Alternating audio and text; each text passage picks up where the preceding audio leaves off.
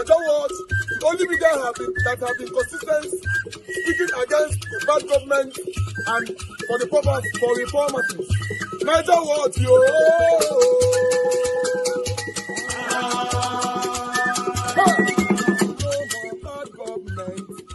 No more bad government. Niger what? No more bad government. Niger what? No more bad government. The only media that have been speaking. No more bad government. The voice of the voiceless. No more bad government. No more bad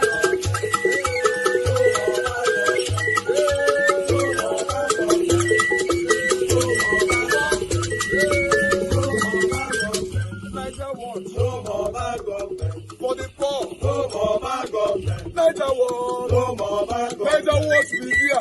No more bad government. No more bad government. No more bad government. In Nigeria. No more bad government. No more bad government. No more bad government. The only media. No more bad government. The number one media in Nigeria. No more bad government. That have been speaking against government. No more bad government. Niger what? No more bad government.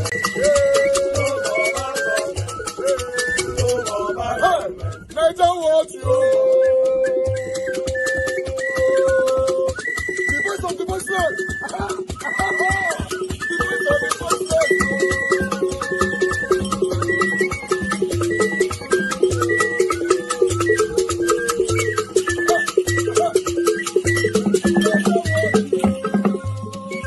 Voice for the voiceless. Voice for the voiceless. Niger what media? Voice for the voiceless. Niger watch media. Voice for the voiceless. The only media that have been speaking against bad government. Being consistency since 1944. Voice for the voiceless. Voice for the voiceless. Voice for the voiceless. Voice for the voiceless. Voice for the voiceless. Voice for the voiceless. Voice for the voiceless. Voice for the voiceless. Voice for the voiceless. Niger what you? We have been seeing all you guys have been doing, and we recommending to everyone in Nigeria, saying that you guys are the number one. Niger what you?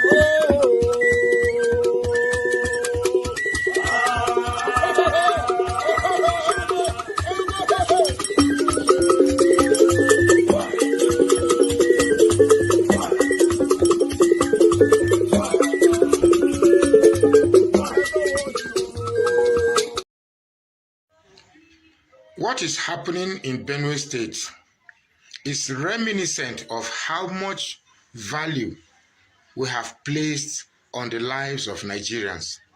You know, ever since this mayhem has been happening, one question keeps popping up in my mind. Is it possible that Buhari and Tinubu had an understanding that, look, oh, you can have your tenure, but please, everything we have done, what I mean, all the Fulani agenda that we have set in place, don't touch it.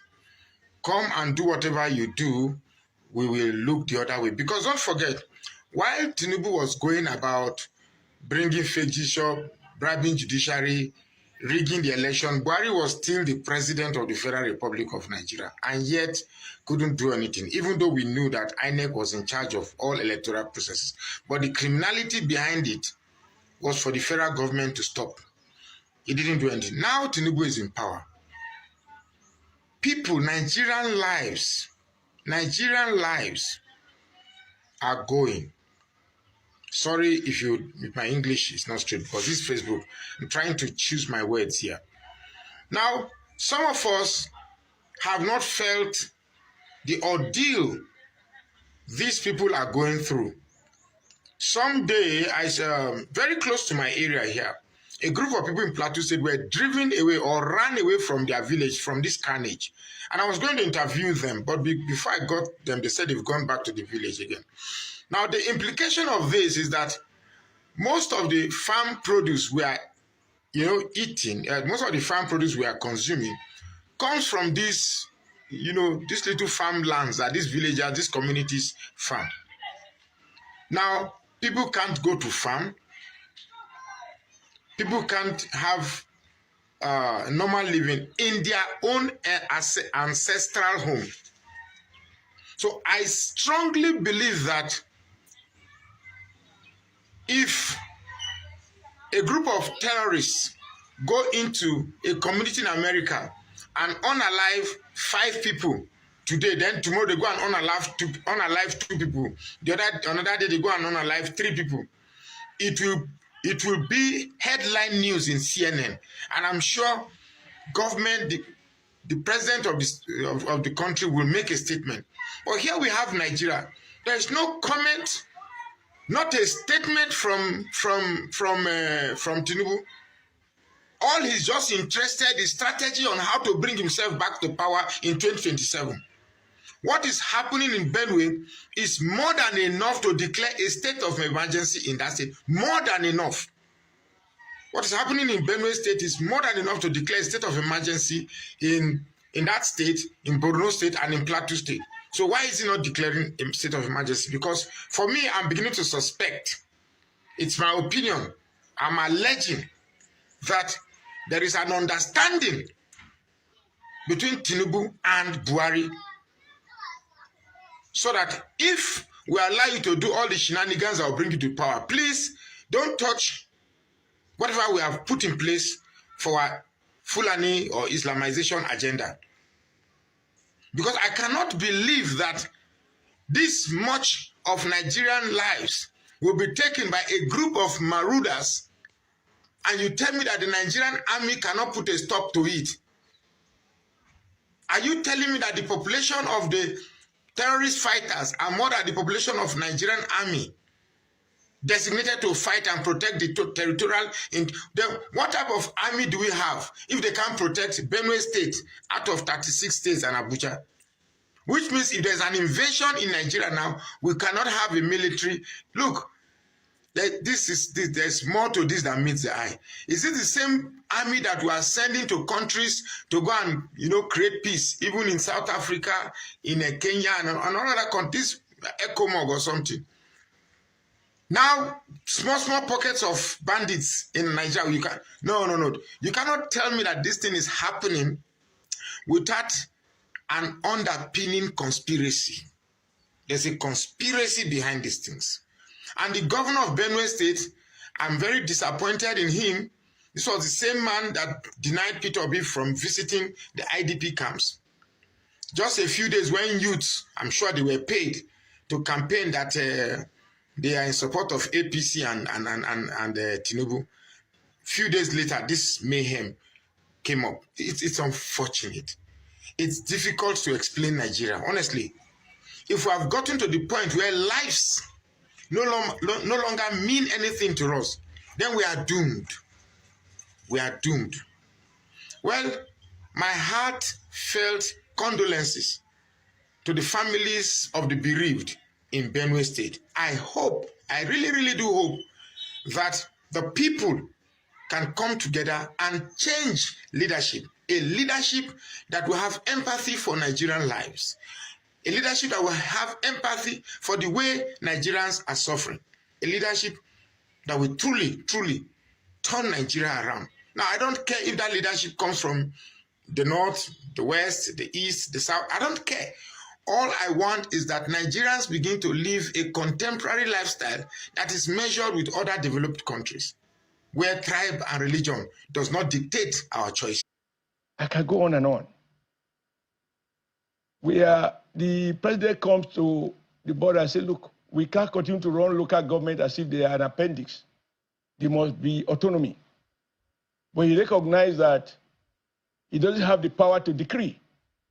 And he encouraged the Attorney General to go to court and get the Supreme Court to properly interpret the Constitution to ensure that local government autonomy becomes a reality, so that the money that is appropriated to each of the 774 local governments gets to that level of government.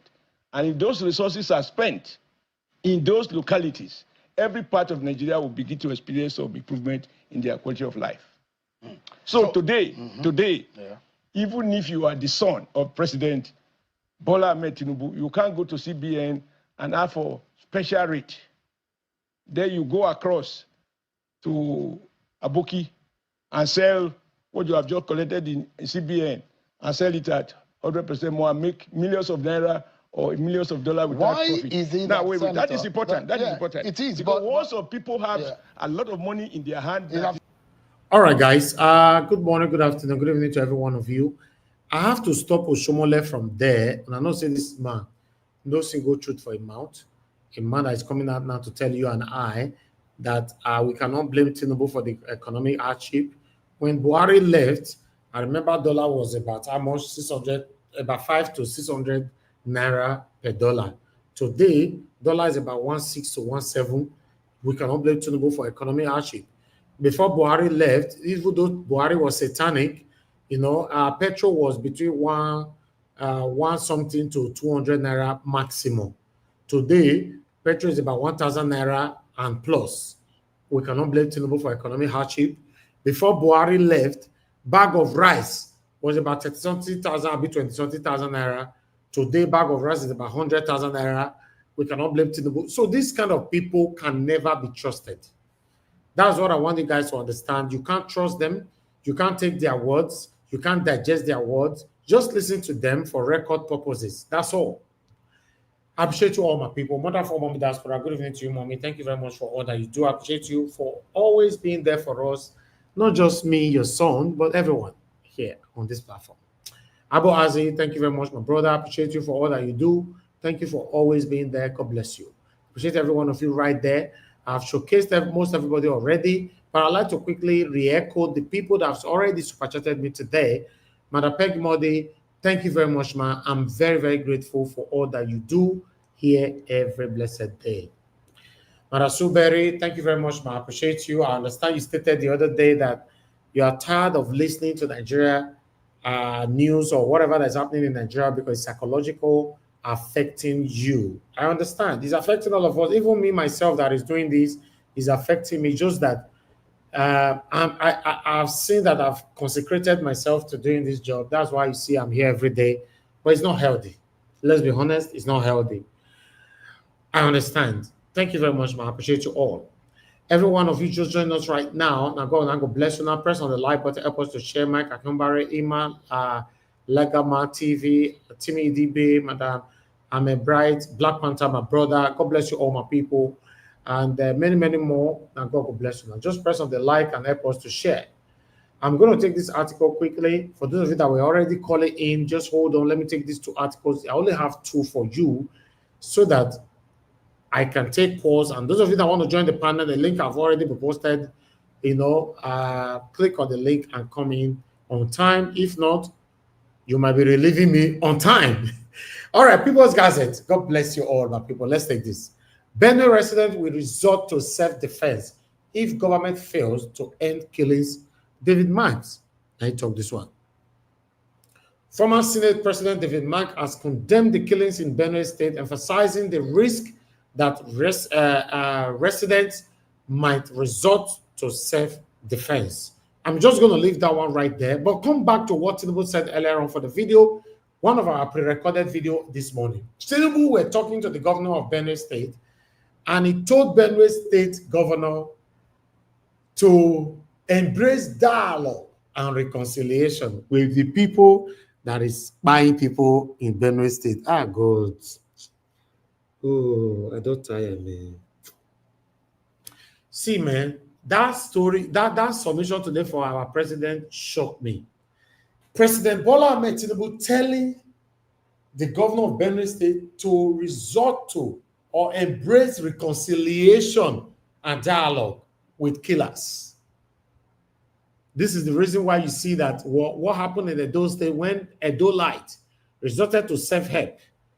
And Nigerian government reacted swiftly, including Bola Ahmed Tinubu, to fish out everyone who bite the Fulani herdsmen.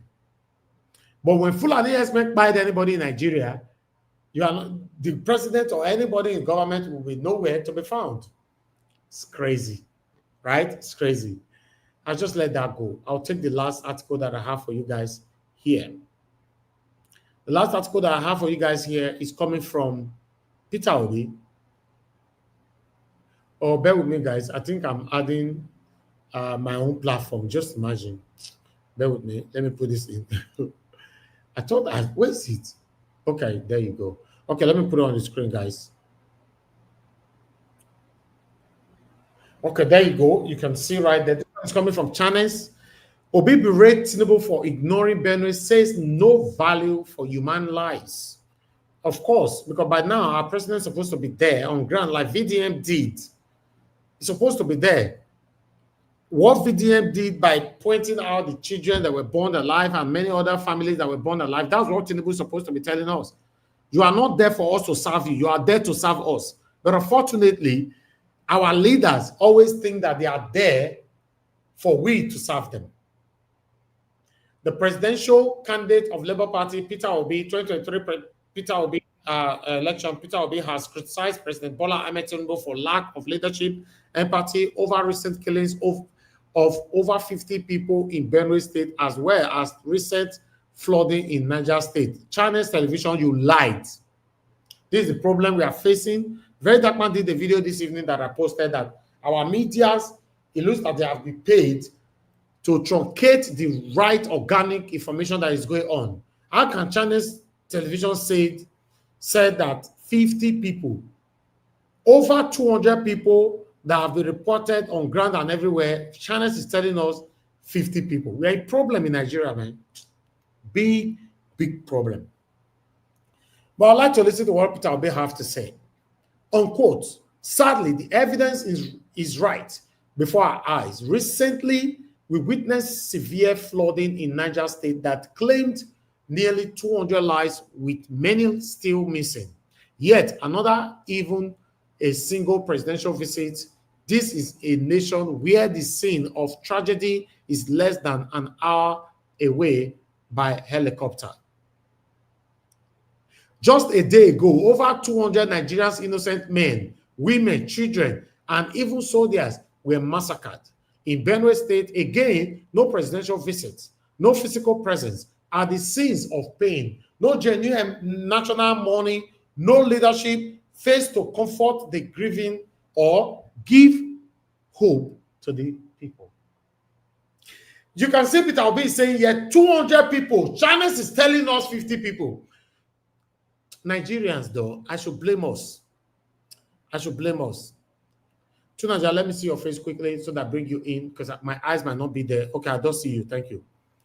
I should blame us because the way things are going on in this country, I think we should be blaming ourselves. Because we easily moved on. Whatever that is going on in the country, Nigerians just talk about it today. The next day, we moved on to another topic. In most cases, we move on with inconsequentials. Yes, go and verify. Do your own research. Nigerians move on to the most important things that is affecting us and discuss inconsequentials on social media. It's crazy. It's really, really, really crazy. By now, Tinubu is supposed to have been in Benue State. Nobody in satanic Tinubu's cabinet that have been in Benue State to felicitate with the people that have lost their lives. Nobody. Because of the pressure, especially from the Pope. That's why you see Tinubu place a call to the Benue State governor, telling the Benue State governor to embrace dialogue and reconciliation. In case some of you don't know what dialogue means or reconciliation, go and make peace with the people that is killing you. Hey, my people, it is crazy. It might look funny in our summation on our monologue here every day. But listen, this is the realism of the things that is affecting you and I. Because it's not affecting you directly now, you might think, it don't concern me, it don't concern me. Don't forget that these people that were massacred, they were asleep. Now inside bed the day. When Fulani men came in, break into their doors, buy all of them, including children, and set their houses ablaze. Some of you that is always saying, it don't concern me, it don't reach our side, God forbid, though, I rebuke, oh, I cast, oh, you will continue to, God forbid. Remember, some of the people losing their lives today through insecurity that is affecting you and I, they pray every day as well. When you fail to embrace the most important things that's affecting you in Nigeria, somehow, someday, somewhat, somehow, this same thing that you have deliberately ignored will come to haunt you someday. Now, so they be, oh, una no know. Yes, we are in big trouble in Nigeria. The most important thing here, or rather, the most scary things here is that many people don't want to talk because nobody want to buy, nobody want to be arrested, nobody want to fall into the problem of the government and all that. But the funny part and the chalky part of everything is that some of the people that have been running away from speaking truth to power, they have died today. Go and do your research. You will find out that some of the people that Fulani Esme or the terrorists are buying today, some of them were part of the people that were saying, I don't want to talk, I don't want to talk. Today, they are not alive anymore. What do I know? That's all I have to say today. Good morning, good afternoon, good evening to every one of you. I get headache. Nigeria matter, they give me headache. That's just the truth. If they give me headache, it's too repetitive, it's scary, it's disheartening, it's disgusting. If they give me headache, I'd like to hear from others. In case you want to call in, this is the best time for you to call in. I already have Mother Deborah with us. Mother Deborah, thanks for calling in, man. Good evening to you. Please talk to us. Thank you very much. Hello, good evening, Mr. Elvis. Thank you, ma'am. Please talk to us. Yeah, good evening to everyone. Our viewers and commenters, you're all welcome to today's program. And even Mommy Diaspora, thank you for your support. Mr. Elvis, I just wanted to say something. It's just my opinion, though, but I know it's not easy for you. I don't know how you're doing it, but having to listen to depressing news like this on a daily basis, I don't know how that is impacting on your. It's not good. It's not good at all. It's not good. It's affecting me. This morning when I heard the news in Benue State, even up till now, I'm feeling somehow, and it's really, really depressing. So, like when you were playing some videos, I couldn't even listen. I just turned it off. I wasn't wanting to listen to those kind of a thing. But I think I know you are trying, but I think you maybe later on you can consider getting somebody to support you. So sometimes you can take a break from all of this. I know you used to have someone as a Kachio, so but I know what happened that during the election time and she stopped. But you may probably get a good person as well. Mm-hmm. And maybe that person will not show their face so they can be a bit more secure. Then a good person can come sometimes to handle the platform. So you can take a break from this because honestly, I don't know how that is impacting on your mental health. But you should try and put something in place so that at times you can take a break from all of this. Yes. You know. Thank you, ma'am. Because it's really, really depressing. I can tell you, there's no good news coming from there every day, you know. So that is that. Let me quickly say something about what Mr. Oraka said. Yes, the first video you showed. I agree with him 100%. I believe that there's a kind of a silent agreement that is made by probably Buhari and Tinubu before he came in. That just do any the Fulani, whatever the Fulani people are doing for now, just pretend as if you are not hearing, or just tell the governors to negotiate with them. Don't do anything to tell them, because that's what is playing out. I mean, anybody who is seeing what is going on, you don't need somebody to tell you, because that is what is happening. You know, they cannot come out and say it openly, but it's obvious that there's a kind of a silent agreement not to do anything, not to stop them from doing what they are doing.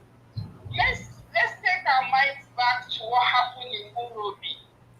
Just how many Fulani people were the jungle justice that was done to those few northerners that were coming from, I don't know where they are coming from. Let me say that I don't support what they did, but if we have to compare what the government did, immediately Tinubu gave instruction that they should bring those people to justice. And the next day, the governor ran to Kano. We saw how they all went into action for that. So why is the same thing not being done for those innocent people that have lost their life? You can see the double standard. You can see, we all can see it in black and white, what is going on. But my question is that how long is this going to continue? And how long are Nigerian people going to fold their hands while this cancer continues to eat everybody up? So the more people keep quiet, I was talking to a friend today, and I told guys, okay, you people will keep quiet until the day they will come and kill everybody. Yes, because that's what that means, you know. So it's really, really sad. You can see the statement of Tinubu. Obviously, that statement, nothing is going to happen. And I can assure you, in 2-3 days, nobody will talk about this again. Maybe after tomorrow now, they will move on to another topic. You won't hear it, even on Arise TV or any channel. You're not going to see them talk about it again. That is the end. Then in a few, maybe after some week, another one will happen. Then they will talk about it, and the next day everybody will move on. That's the normal routine. Exactly. You know, so it's so sad. That's why I said, you know, if you keep talking about something and you are not getting results, honestly, Mr. Elvis, I don't know how you do it, but I know that such a thing can really impact on somebody's mental health for a long time. If you keep talking about something and nothing is changing, and every day you talk, tomorrow the person is doing the same thing. Tomorrow it's like moving in a cycle, you know. It can be very, very depressing, because at the end of the day, it's like we're just talking and nothing is happening, nothing is changing. It's crazy. You know, so it's really, really sad. Thank you, ma'am. It's sad. So Thank you. I hope that the Nigerian people something will change. I'm still hopeful that something will change. Like the APC are now fighting among themselves. I'm really happy about that. I'm not going to lie to you. You know, I'm happy that they are fighting themselves, and I really hope that they will fight. That they're going to fight more before 2027. Thank you. In my opinion, if they fight more, the better for us. So let them fight more. Let the APC fight more among themselves. I'm really in for it. And I hope that we'll see more of their fights, so that party will break. Because I don't want them to work together. I think if they fight among themselves, the better for us. So if God is going to scatter them like that, that would be good. Let them fight between the APC North and the APC South. So I think I'm in for it in that regard. I hope that they will fight more. I want to see more of that happening, you know, in the near future. So that's my own submission. I don't want to talk about Sowore and Oshomole. I didn't even listen to their speech, because it's a waste of time listening to those people. They are not saying anything important. Thank you so much, Mr. Elvis. Thank you, Madam Deborah. I just hope that you consider what I said at the beginning. If you can really get somebody to support you, so sometimes you take a break from all of that. Thank you so much. Thank you, ma'am. God bless you. I really appreciate you. Thank you. Yes, ma'am. Bye. All right. That was a wonderful submission from Madam Deborah. Yes, I think we should put that into consideration to bring people back again on the panel that can run the broadcast when I'm not here. At least I can have time for myself. To be honest, Nigeria's situation is really, really, really affecting me. I'm telling you, it's too repetitive for my mental health. Uh, if we don't talk about it, sometimes you should know. It's just too repetitive. The same thing, seeing people buy. There's no good news to talk about in Nigeria. I'm telling you, there's no good news. Which of the good news? Where it dey? If you check Arise, everybody complaining. If you check channels, everybody complaining. If you check social media, everybody complaining. My question is, this government, they don't see these complaints from people. I like us to move on, my people. I appreciate every one of you. Now, God will bless you now. I only have two people on the panel, and I can work with these two so that we can round up. I have two Naija on the panel. Two Naija, it's good to have you on the show. Good evening to you. Please talk to us. You have 15 minutes. Thank you. Thank you for having me, Niger Watch. Greetings and thank you for having me here. And greetings to the panelists, the chat, and the viewers. Yeah, this issue of insecurity and loss of life in Nigeria. I think part of the problem we have is that I am glad, though, from what I saw with Very Dark Man, that at least now our people are beginning to realize that they need to demand better from their leadership. Because the leadership, for some reason, they choose that they will be betraying the people and they refuse to secure the country like every other respectable nation is supposed to be secure. And one other problem we have is that many Nigerians don't understand the importance of security in terms of the fact that we don't even have enough of it. I don't know whether any Nigerian has ever stood in front of 1,000 people and expect to protect all of them. You can't do that. That is what one Nigerian soldier is supposed to be able to do. And this is why you see bandits, they will be operating for hours. Nobody's going to be there to rescue our innocent citizens because they don't have people there. Many of us that sit here over in Igbo countries, when you call police, you will see that they will show up within 15 minutes. Why do you think they do that? You think they have a teleportation device or some kind of thing that makes them magic from one point to another? Because they are not far from you. They are close by. But in the case of Nigeria, our people don't seem to understand that. Even our security agencies, they don't even understand it. It's scary how this works because nobody teaches people this stuff in education or university, or they don't teach you this type of stuff because these are levels of knowledge that you are supposed to know when you are privy to such information. Our security posture is not enough to secure the country.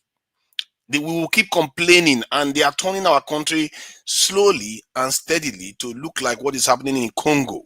This is how it starts. Soon, when people keep coming, killing people, and herders do this, herders do that, bandits do this, they kidnap people, regions, different areas will start protecting themselves. And when they start protecting themselves, the government will start becoming balkanized. Before you know it, you have different sections. As a matter of fact, it's already happening in some parts of the country where the government is barely active. This is how it starts. And before you know it, they rip your country to pieces. And many of the forces that are behind these things, they are international people, of course. Because all these things you are hearing about, it's because they are coming in to take our natural resources.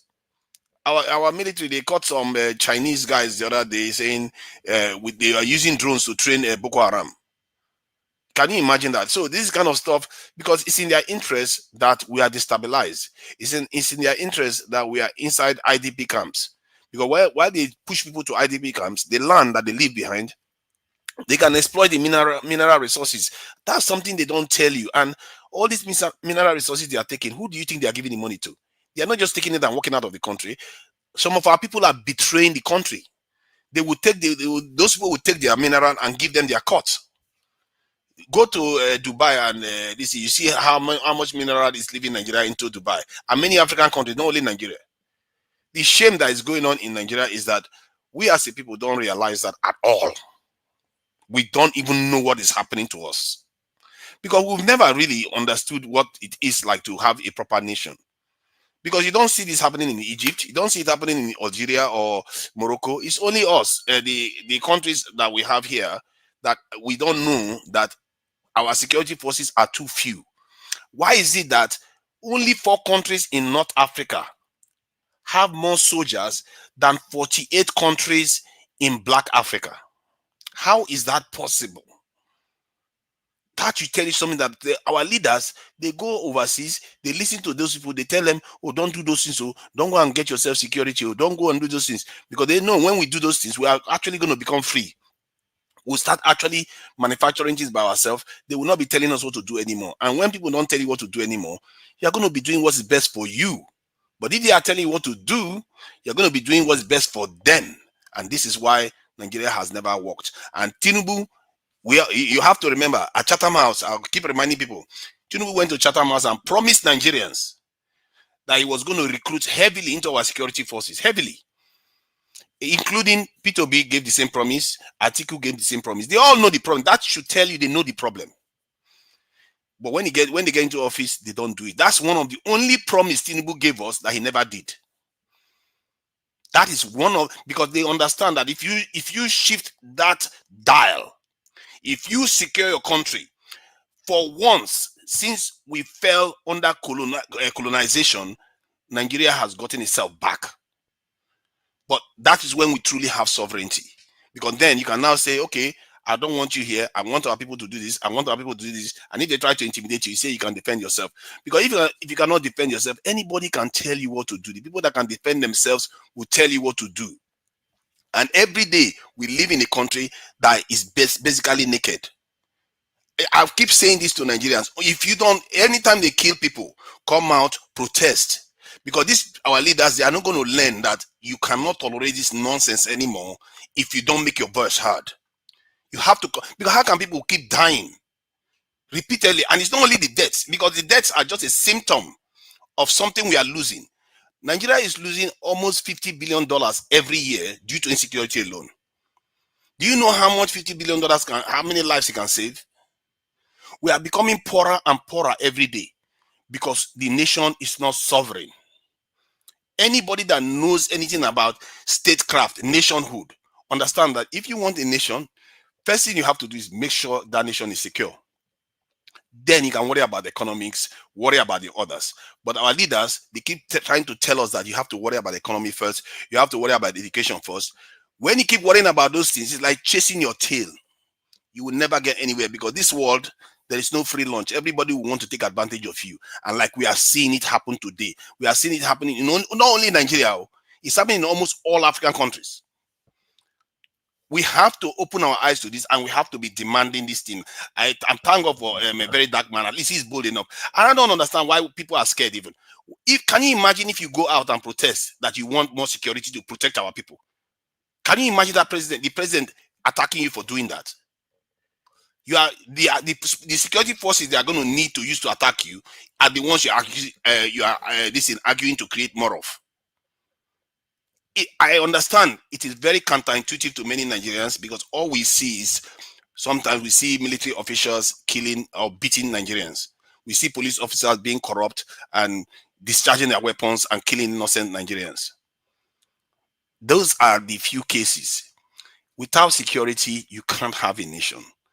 I'm sorry, because that is how nations work. Look at it now. When you have a house, you put door, you put burglary proof, you put fence, you go and live inside estate. The estate is fenced. You go and get vigilantes to protect it. Everything we do in Nigeria, we keep doing it in an inefficient way. That's how we get boreholes. We get our own generator. Everything we do it in an efficient way, and that is why nothing works for us. We don't tap into the benefits of doing things together. This is what they call collective intelligence. We have very low collective intelligence. Even if individual Nigerians are smart, you can have geniuses all over the country, but if you don't know how to work together, it's worse than even dumb people that know how to work together. There's something about this world that rewards people that behave like smart people when they work together. But when you work individually, like the way we are doing right now in Nigeria, we're not going to get anywhere. And I just think that people need to start standing up for their security, because this is your life. This is literally our life we are fighting for here. When I say these things, it sounds abstract. This is literally our lives and the lives of our children that we are fighting for. If these people don't refuse to secure us, then put pressure on them so that they have to leave office and the right person is elected into office to actually do the bidding of the people. Tinubu will do what needs to be done. If people go onto the street now and say, the only thing we are going to argue for today is security, go and recruit people. Do you know that Nigeria now, we can only recruit 6,000 soldiers at a time when we need over 500,000? How is it that a small country like Israel that has about 7 million Jews can call up almost 500,000 soldiers? Nigeria cannot do that. How is it that Egypt, that doesn't even have oil, that has half of our population, can call up 1 million soldiers, but Nigeria cannot? What is our excuse? I'm telling you, Nigerians, so that you know that your leaders are lying to you when they pretend as if you have enough people to protect the country. They are lying. Anybody that tells you you have enough people, they are lying. Because soldiers are not spirits. They are not going to vanish from Abuja and enter the Abuja village overnight. It's not going to show up. They're not going to show up there, except they're already there. You have to have enough people to be all in those areas, form a national grid across the country. Anywhere any criminal shows up, they will end up in trouble. If Boko Haram shows up, they are in a net. You know how a net looks now. Why do you think fish cannot escape from a net? Because there are threads everywhere, there are holes everywhere. Before the fish will be able to escape, the thread will catch the fish. If you create a net of security forces in the country, where is the Boko Haram going to show up from? Because the moment they show up, they get caught. They will get caught inside the security network. That is why they don't show up in cities. To show you what I'm telling you is correct. Why do you think they don't show up in cities? They don't show up in cities because they know there's a grid in the city, but the cities are so small compared to the entire country. But there's nobody in the other areas. So they can operate freely. And our leaders keep lying to us. What kind of stupid money are they trying to save that they cannot recruit our youth into the security forces? We are losing $50 billion every year in this country. What kind of money are they trying to save? As a matter of fact, this is the most economical investment that Nigeria can make right now. What kind of investment that can Nigeria make where you can save $50 billion now? Tell me, is it crude oil that will save you $50 billion? Is it this manufacturing steel? No. If you secure the country alone, that will save you that money. Our farmers can be able to go to work. People will feel safe. Investment will start coming to the country. But our leaders keep lying to us. Every day they keep slaughtering our people. People don't understand how important Nigeria is. Nigeria has been having what I call, it's not what I call, it's the fact, negative migration. In other words, people have been spreading from Nigeria to other parts of Africa for a very long time. When you hear about the Bantu expansion, it started from Nigeria. Out of every black person you see in this world, at least half of them, at least, when I say half, probably more, have something to do with Nigeria. All the diaspora you see in America now, you see many of them in the South America, many of them have something to do with Nigeria. The Bantus, all these people that have moved, the hating Nigerians in South Africa and all, many of them come from this region they call Nigeria. Go and check it. Nigeria is the most fertile area in Africa. This is why the population of Nigeria in this area is so high. And people keep flowing out of Nigeria. Nigeria is a strategic nation. It's not a small nation. And we should not see ourselves as small and demand more from our leaders. And our leaders should know better than always running for the nearest penny that they can get. When you're already sitting on a gold mine and you're begging Oyibo for stupid money, selling your people every day, for what? For what money? These people are money. Money has corrupted our people so badly that everybody wants to get one above the other. That is what has led us here. Every day you elect a new person in, they go and do the same thing because, oh, money is too much. They cannot make any sacrifice for their own people. Yet they are dying for free. Look at our people just dying for nothing. For what purpose? We keep losing our lives every day. I say, Nigerians, don't accept it. You see your people getting killed, you go out on the street and tell your government to secure the country. And remember this, recruit more people into the security forces. That is the only thing they've never done. They keep telling you everything. They'll say, we'll buy more jets. We will train them more. We'll have synergy. They've done them all. They've tested all of them. The only thing they've never done is to recruit more, and they know why they've not done it. Because almost all 40-something African countries have never done it. Only Eritrea. And maybe Zimbabwe tried. Only, can you imagine, out of 40-something countries, only Zimbabwe and Eritrea tried to do something. You have 2 minutes left. 2 minutes left. Thank you. So I'm telling you that the reason why I'm saying all these things so that you realize that you have been betrayed for a very long time. People that keep telling you that it's economy, it's education, they are lying to you. Because even you know now, when you get house, one of the first things you put is the door. Can you imagine you sign with the estate agent, you get the property and you say you don't want the key to the house? Why do you want the key? Well, leave the key now. Leave the key with the estate agent. Don't take the key to the house. Let leave the door open.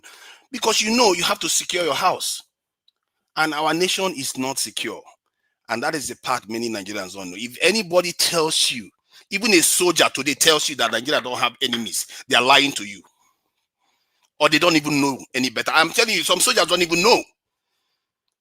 They don't even understand the simple principle that in this world, if some other person have more guns than you, and it's more technologically more advanced than you, they can come and become your enemy tomorrow and take everything you've got. We as a nation have to learn to defend ourselves and defend our interests and protect our people. How can our women, they can't even know peace anymore. Our children don't even know what future they are heading for anymore. Some of them, they finish university, they are hoping that they run into a Igbo country to go and work for them. Many of our people now are trapped in the West. They cannot leave because they have to serve in those countries for decades before they even smell having citizenship there now. Because they have to run from their home that is so blessed. I tell you, when your leaders tell you that you are secure, they are lying. Whatever they are telling you, don't believe until they tell you that they're going to be recruiting significant amount of people into their security forces, because that is when they have actually started correcting the mistakes that we made over 60 years ago and since when we lost the colonization wars. Make them recruit into the security forces. To the military, the police, the secret services, they have to secure the nation. Thank you. Thank you very much, Tunaja. I appreciate you. That was a wonderful submission right there. Thank you so much. But I would like to quickly, I have a new person joining us now for the first time. I don't know how to pronounce your name. Zon, please come in. Unmute yourself. Where are you joining us from, please? Unmute yourself. Yes. Hello, Niger Watch. I'm calling from Canada. I reside in the Toronto area, and of course, I've been a listener.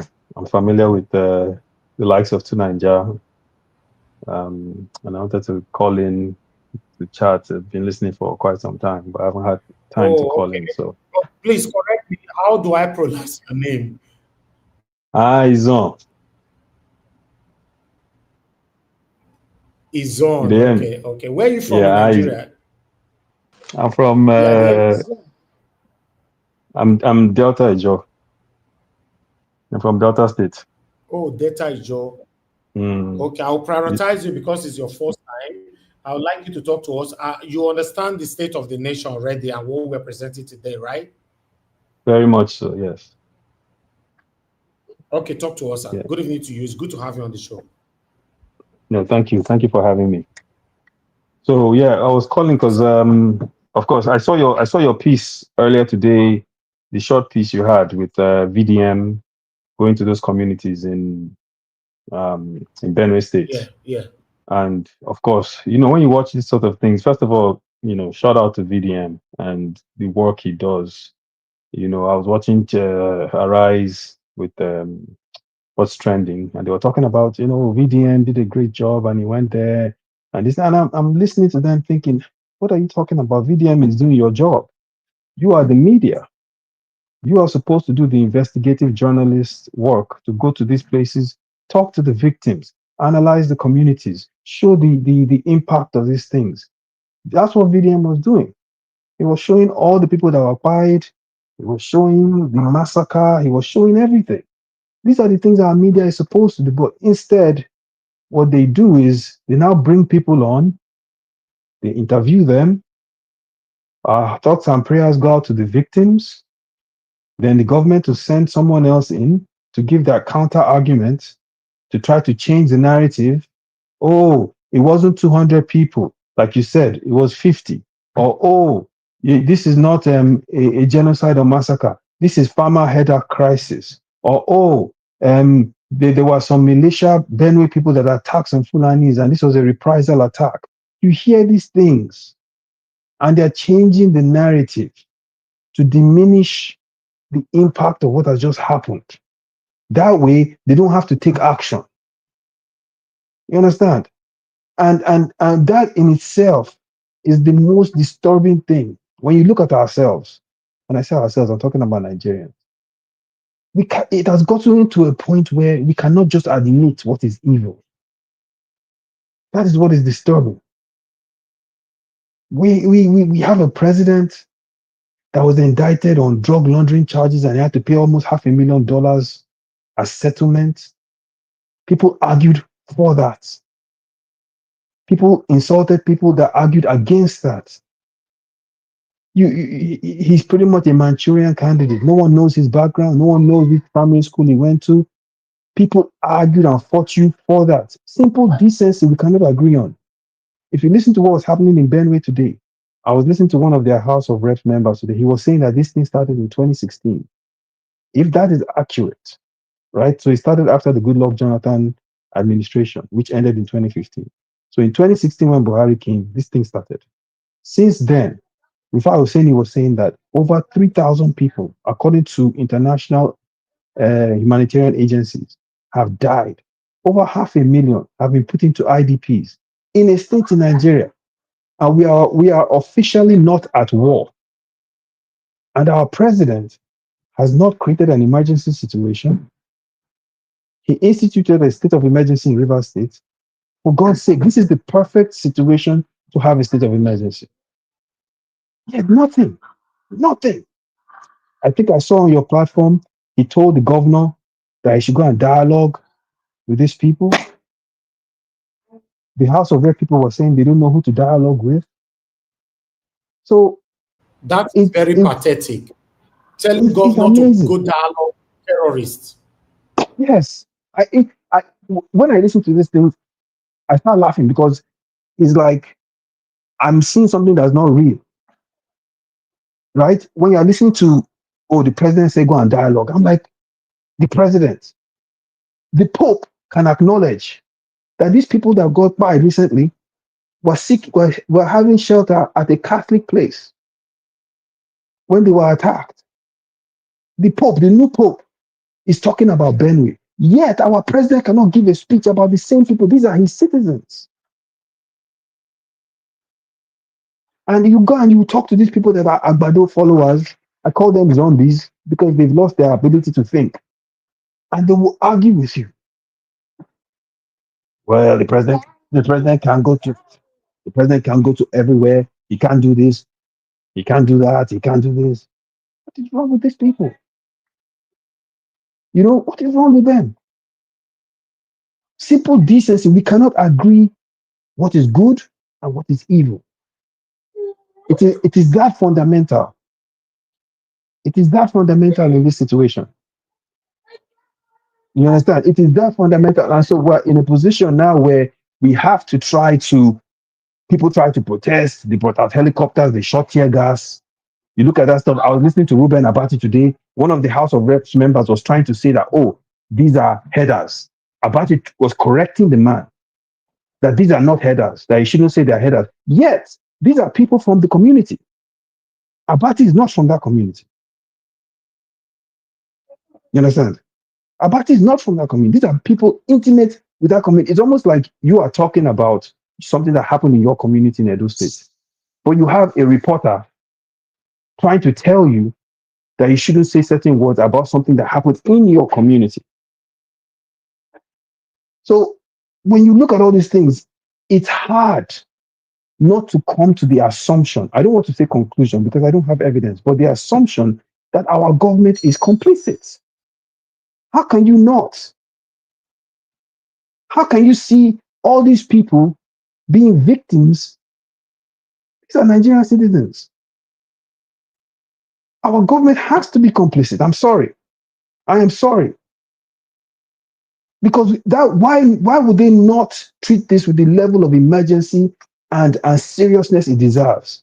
Why would our president not go there and say no more? This is zero tolerance on this thing. These people have suffered enough.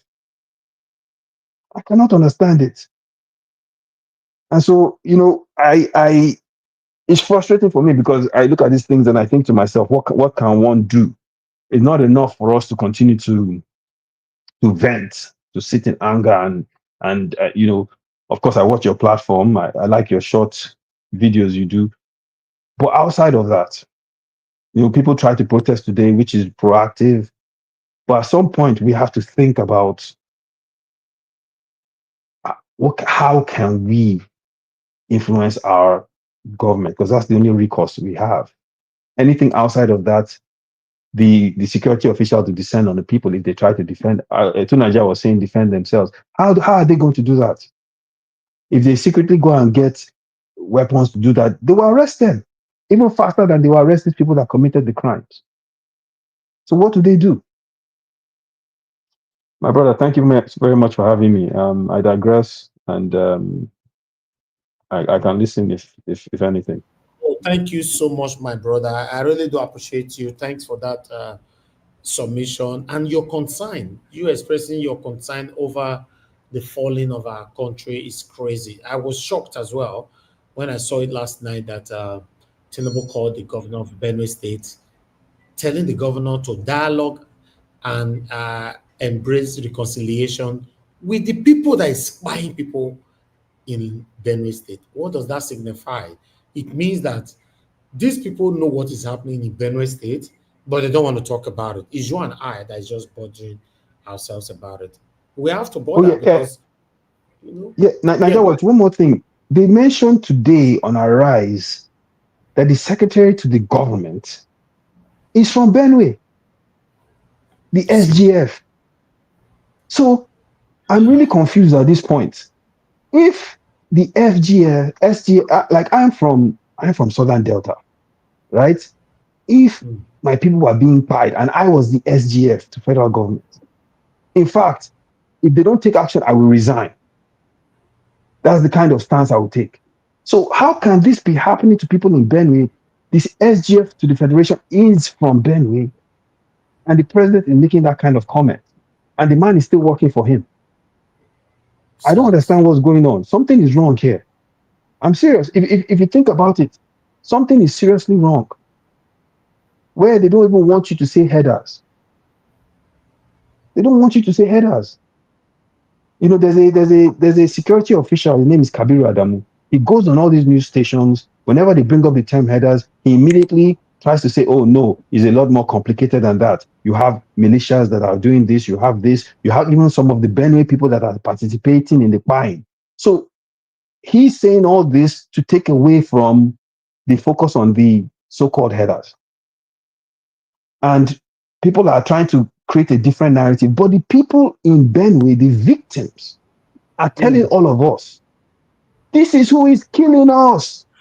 It's Exactly. more complicated. The problem is a security problem. It's more you can both sides can be correct. It could be largely headers. It doesn't mean that the forces driving them is not mixed. So there's a security problem, and the problem is they don't have enough security officials to overwhelm these people. That's why they don't show up in the cities.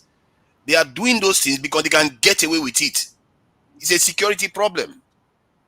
Yes, Tunaja But is a security problem. what's the Go ahead, solution to sorry. this? What's the solution to The this? solution is to recruit and post people all over the Recruit country. who? People, Recruit who? Nigerians into the security forces, like Are other you not? countries I do. can't you It's see not that even rocket almost science. all these people are all corrupt? Mr. No, Ivis, it's not all of them that are corrupt. They don't have enough people. Is Egypt not corrupt? Is Algeria not corrupt? They are corrupt, but they have more people in their security forces. No, All We Tunaja, right. should recruit more. Oh, That's where it starts from. That's where you start the fight from. Because if you don't have people on the ground, how are you going to secure them? Are the security forces in the city not corrupt? Why are the headers not showing up in the cities? They are corrupt in the Tunaja, cities too. Mr. Tunaj, I beg no vex, make I all hear right. you. Look, I would like to. recruiting I would like to cannot move on. help. Can you hear me? Cannot help. Yes. Let Because me move why? on. Okay, I'll wait then. Thank you. Okay, thank you, man. It's crazy, but Izon, my brother, thanks for joining us. Please stick with us. Let's take this one all together because everybody's submission concerns submissions right now is very, very important for all of us. You know, because the whole situation, we cannot just close our eyes to allow this to happen to you before you speak out. But I'd like us to hear from Mr. Jonathan. Mr. Jonathan, it's good to have you on the show, sir. Good evening to you. You have the floor. Please talk to us, sir. Yes, Mr. Elvis, I greet you once again. Good evening. Happy Monday to you then. And I greet all my fellow panelists as well. God bless you all greatly. Mommy Diaspora, welcome once again. God bless you greatly. All the commenters, all the callers. I greet everyone. God bless you all. Welcome. You see, time is not our friend here. And my expectation is that today, in light of this horrific, barbaric event that occurred the last 48 hours thereabout in Benue State, that today we will face the real issues. My expectation is not that I will come to this platform today and I have to deal with the issue or the misguided position that recruitment is the solution. I didn't expect that at all. Yesterday on this platform, I confronted this issue squarely, spent all the time allocated to me squarely. And I believe that there is nothing I will say today that I have not said yesterday. But we must not be weary. And we must be undeterred. We must be focused. Doesn't matter if we have to say it till kingdom come, we'll continue to say it. But the fact is that recruitment, please, this is misguided, completely misguided. It is, I don't know where to start from. I'm going to waste my time allotted to me here today to debunk this notion. And I don't fancy that, but I must do that. In as much that I don't fancy it, but I must do it. See, Nigeria is confronted with this insecurity problem, and we must face it squarely. Nobody is going to come out and tell me that today, if the number of security personnel were double or tripled, once that is done, Mr. Tinubu will just begin to be rational. Mr. Tinubu will just be taking decisive action just because the number has increased or doubled. Nobody is going to come here and tell us that, okay, once that is done, the inefficiency will just dissipate and disappear. The inefficiency within our security apparatus will just dissipate and disappear. The problem is inefficiency. The problem is irresponsibility, regional ambition, complicit on the part of the system. These are the major problems that we must confront. Nobody is going to come here and tell us that, okay, once you just double it, and then once you double it, Mr. Tinubu, if event like this happen, we will see Mr. Tinubu on the spot. The actions that the leader takes goes a long way.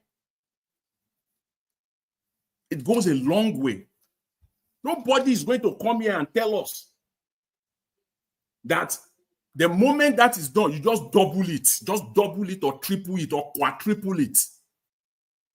The training they are giving security personnel will just improve. Equipment will just flood the whole place. You that cannot equip this number of personnel, now you want to triple and double it. I don't know how that makes sense. Oh. I don't understand. Oh. You that cannot equip and train 200,000-300,000 personnel, then all of a sudden you will now be able to train 1.5 million and equip 1.5 million. Just throw money at it. Recruitment simply means money. That's the implication. Don't let anybody bamboozle you. This is just a way to misalign, take attentions away from real issues. And I don't know who these people are working for. I don't understand anybody that comes to this platform like this and be parading notions like this. I don't understand who they are working for. Even if I do, I will not mention names here, not at this time. This is not the appropriate time. What the heck? This is not the solution. And you cannot say that is the sole and only solution. Just double it, quadruple it, inefficiency will disappear. Training of personnel will just improve. It will just go through the roof. Nigerian security apparatus will just be top notch. It will be able to deal with insecurity in Nigeria.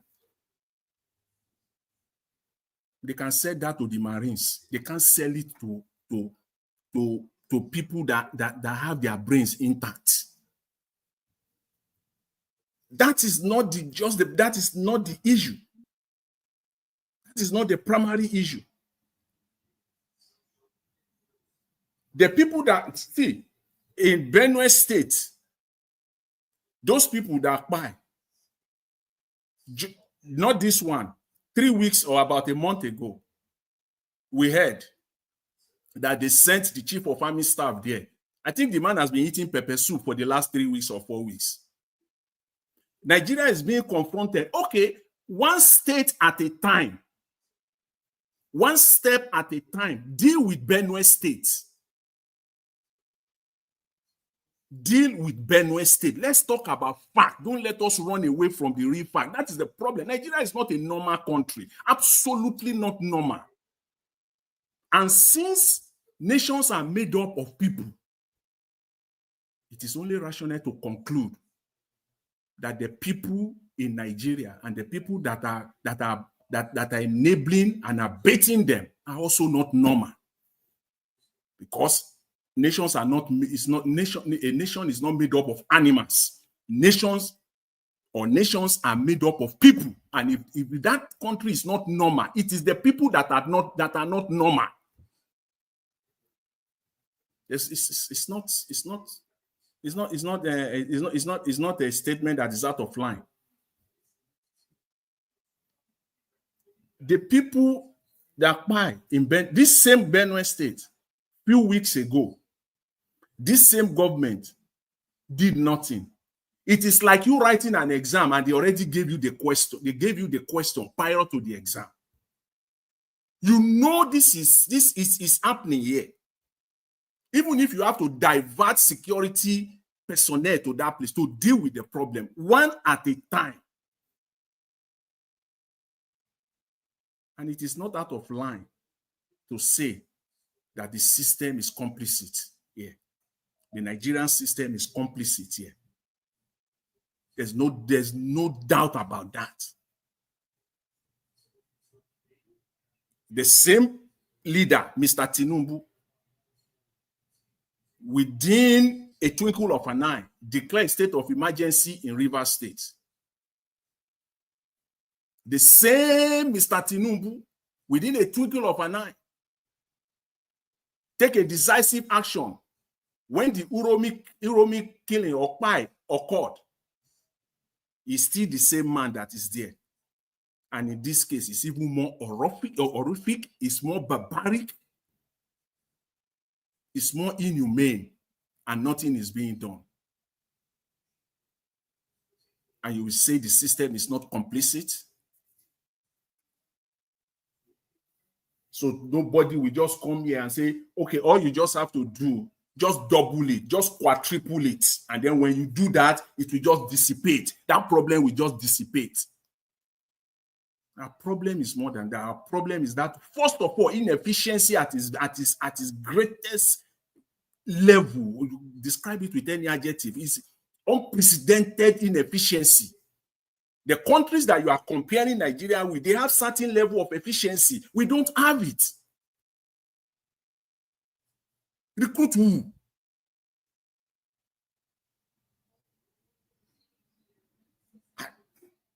Let's just face the real issue.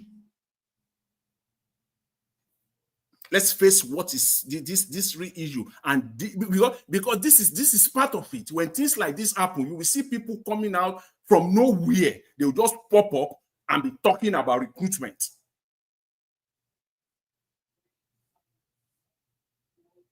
Obviously, that is not the solution.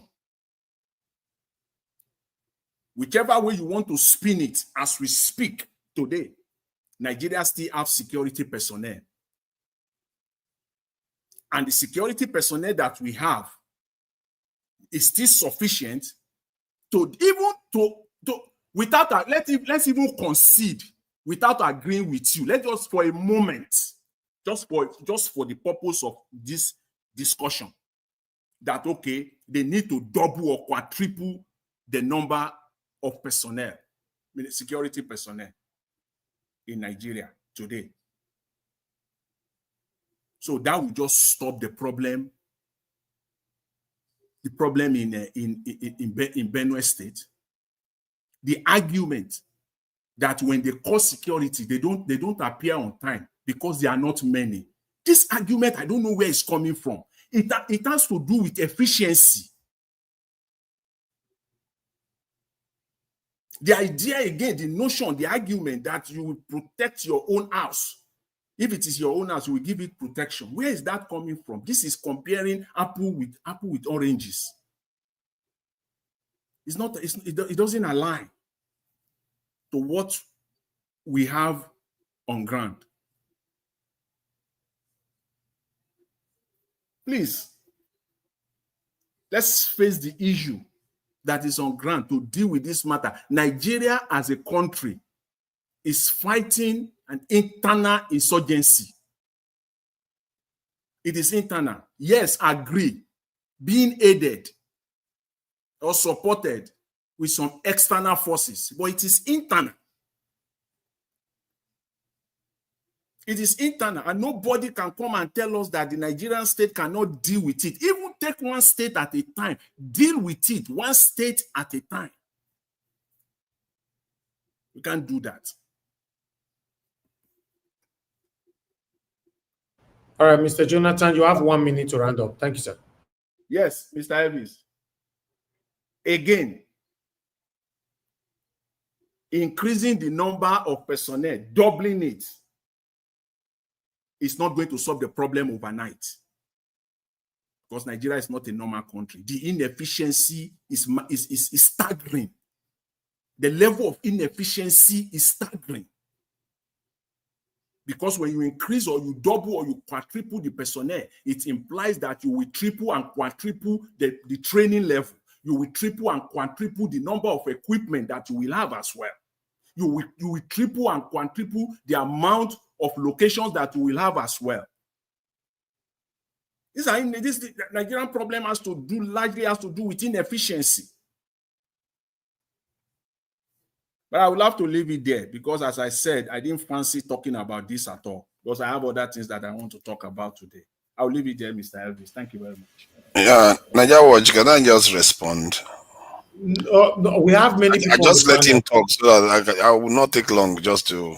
I also let you talk. Let the conversation flow. Don't leave it. Because when you are talking, I have the right also. The moment you finish. Okay. Mr. Elvis, the moment he finishes his submission, I also have the right to say I want to say something. No, everybody just hold on, please. Everybody just hold on. Thank you. Thank you very much. Those of you that were calling in, you have only one minute. Mother Deborah, you were calling back again. You have 1 minute to respond to this quickly. Mother Deborah. Hello, Mr. Elvis. Thank you, ma. You have 1 minute, please. Just a quick one. Yeah, I just wanted to add my voice to support what Go ahead. just said. And I agree with him 1000% that the excuse that we don't have enough security personnel, that's the reason why we are having these insecurities. I think it's just a nonsense excuse. Even with the few, the ones that we have, are they really doing what they are supposed to do? We have had situations where even security personnel have come out to say they are asked not to do what do what they are supposed to do. All right. So this is just an excuse. Okay. To say that if you don't do the security personnel, that's going to change things. So I agree with Mr. Jonathan. Thank you. Thank you, ma'am. All right, Mother Deborah. Thank you. Thank you so Thank you, ma'am. God bless you. Yes, ma'am. Thank you. All right, I have another caller right now. I have to be a quick one. Mr. Wale, thanks for calling in, sir. Please just go straight to the point. 1 minute. Yes, sir. Thank you. Go ahead. Thank you, sir. Go ahead quickly. Okay. Mr. Evans, let's look at this. Now, we have insurgents in Samara. We have in Maiduguri. We have in Niger State. We have in this. How many soldiers would like how many military service men would Nigeria have? Nigeria have about 270,000. So, 200 million. Mr. Evans, let's talk sense now.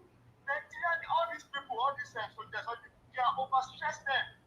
They will take, there's something happening better now. They will not take all these people in the Benue State, in Maiduguri, to come and join them in Benue. We have so many things happening in Nigeria. Nigeria need more men. They need more men. If they're saying they don't need more men, okay, the problem now, I've got 200,000 people, 200,000 military men. Okay, to be safeguarding the whole 200 million. Let's do common sense now. Let's do common sense. Thank you very much. Okay, thank you. Okay, I have another caller quickly.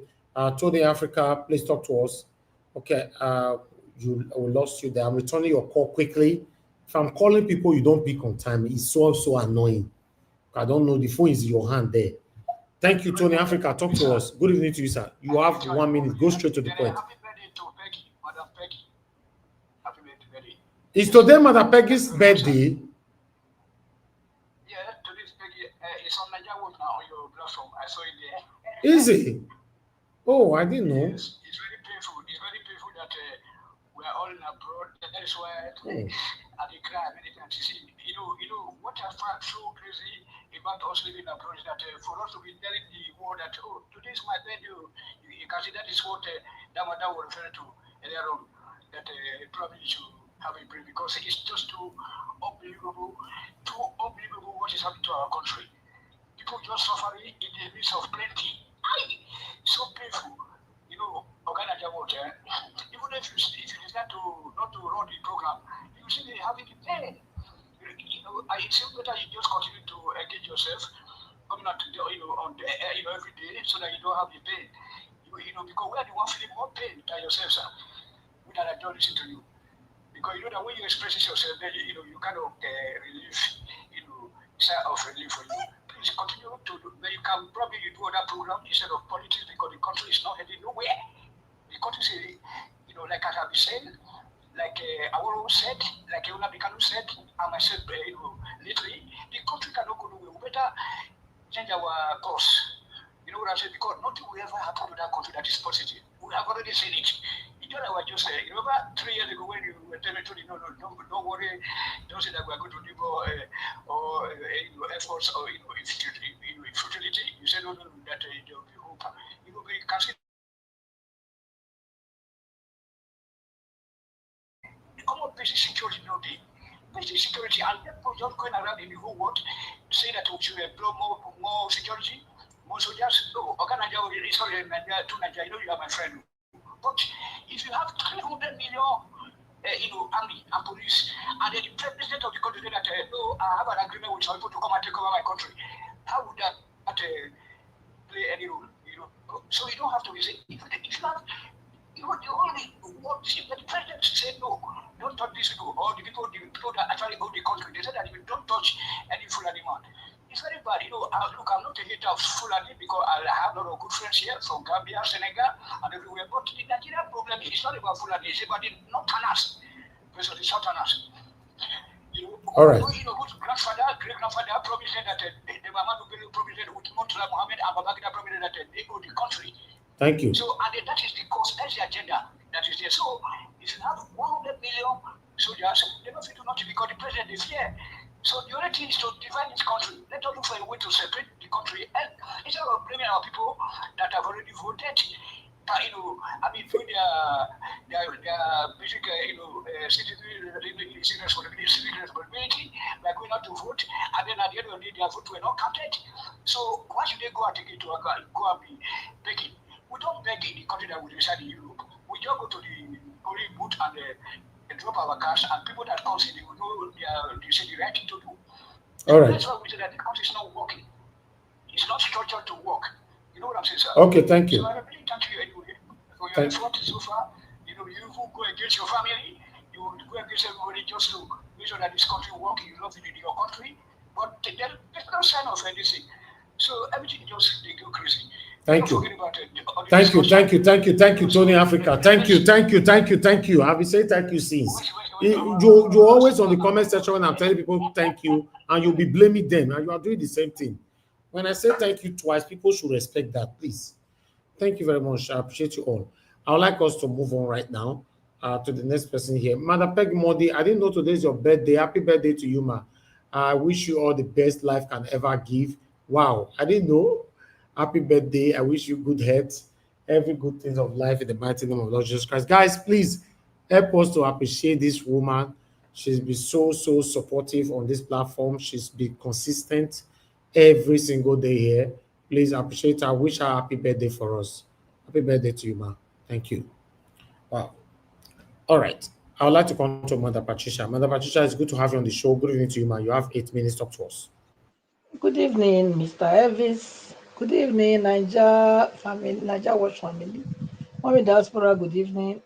Thank you for keeping the fire burning on this platform. And of course, all the panelists that are always here to lend their voice to what we are, you know,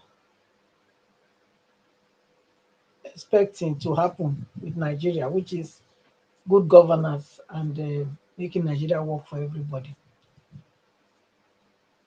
Please like and share, and of course, hit on the dollar sign as well. Thank you.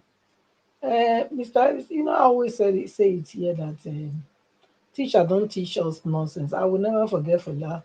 Fela is right. You know, when he said teacher teach us nonsense. Yes, he teach us nonsense. This, you know, I cannot speak without not really knowing where the problem of Nigeria, you know, emitted from, because it will be ignorance for you to just, you know, uh, start a story from the end of the story. Sometimes the problem of Nigeria started from the so-called colonial oppressors. I've said it here that what the education system they gave you is not it's not the standard they are using in their place, because they didn't really they didn't really give you everything, even though they said they were giving you independence. But the independence they gave you was a partial one. It was for them to come back again through another door and continue their evil. That's what they've done. I want to go back to what Niger was saying, talking about the Israel calling for over 500,000 military people in under, you know, in a twinkle of an eye. Yes, they didn't do that just because the people were waiting for them.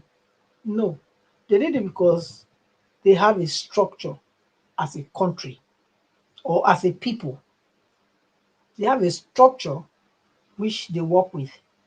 Even in Europe too, they still have that same structure. In Asia, they do too. It's only in Africa they don't have those structures. What are the structures? The structure is that every child, whether male or female, when you are 18, yeah, you must enroll into the military for 1 year. It's a must. It's only the only people that are exempted. They are those that prove with doctors that maybe for one reason or the other they cannot do it. You get it? So that 1 year is where they train them for war. It's where they train them for war.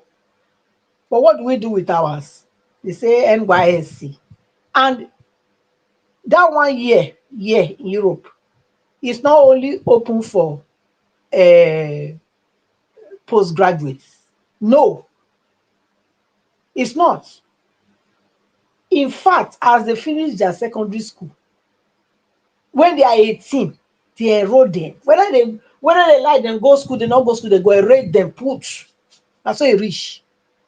They go send a letter, come and serve your country. Is Nigeria doing that? Nigeria is not doing that because the Oyibo will teach you now when you say give una independent, they're not really open everything to una. They only give you things that they can still use to manipulate you and make you subjective to them. That's what they have done. That's why you can say that maybe Egypt have that system. That's why they have that amount of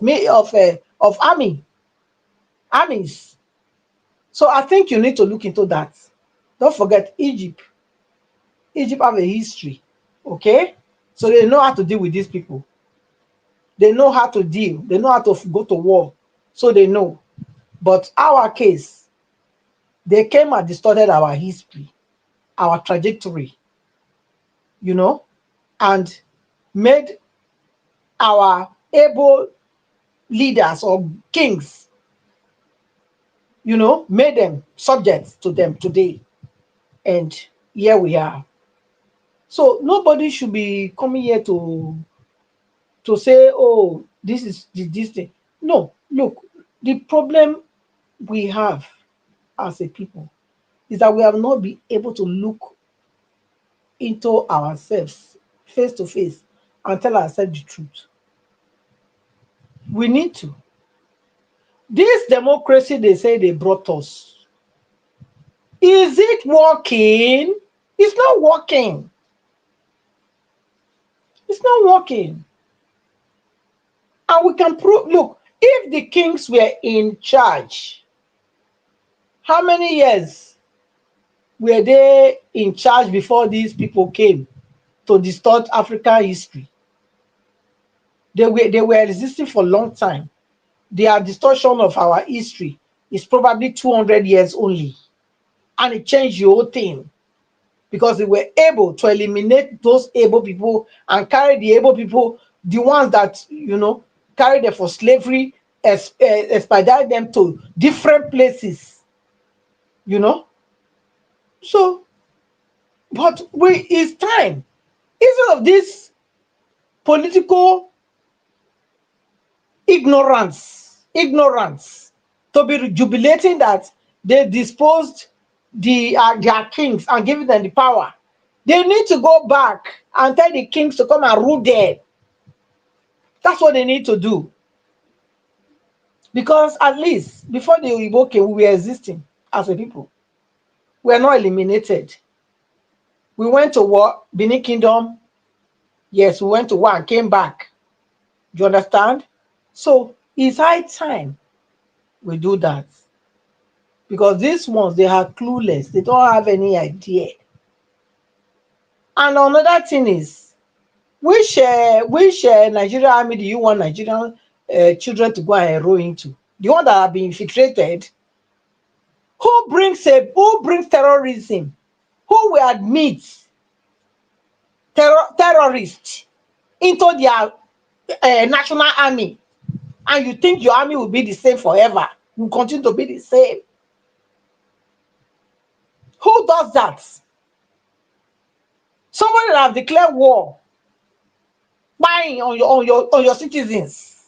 You say they are repentant, and then you now say they are repentant. Then they endorse them, they adopt them into the army of the nation, and you expect that people should be thronging to come and join the army, infiltrate the army that is already infiltrated by terrorists. Look, me, I'm advocating that nobody should join Nigeria army. Nobody. Because why? Why should they join? When you are bringing bandits and terrorists 1 minute more. 1 minute more, man. into the flock to further destroy them from within. Then you expect me to send my son or advise my son to go to where? Niger, to Niger, please. Not go offend anybody here. You hear me? That thing say Nigeria not get army enough. Just swallow around because it not make any sense. You know better than all of us here. Say the army, Nigeria army have been infiltrated. So what are we talking about? Who get pikin wey dem wan go kill? I not get. Or you get. If you get, put yourself for the line because you never get too old to go to war now. You understand? So let's leave it there. Thank you, Mr. Ellis. All right. Thank you, ma. Thank you very much for your submission of for today's broadcast. I appreciate you. I would like to quickly, please mute yourself. Mute yourself. I don't like when I'm giving my submission, you people unmute yourself and truncate my own submission. I would like to wish Mike Akionbare a happy birthday. My people, if it's your birthday, please always put it on the comment section here. Don't assume, say, you put it on the WhatsApp group. I don't see them. That WhatsApp group is sometimes a whole week. I don't check what is there. I'm too busy to follow up what is there. Trust me. I just only post there. I don't check what is there. I forward things there and I move on. So please always draw. Most of the things happening on our WhatsApp group, people normally forward it to me. If it's something that is they want my attention on, I cannot follow it back to back. It's not easy for me. I'm doing a lot. Happy birthday to you, my lovely brother, Mike Akionbare. I wish you a long life and good health. Thank you for all that you do here on this platform. Thank you.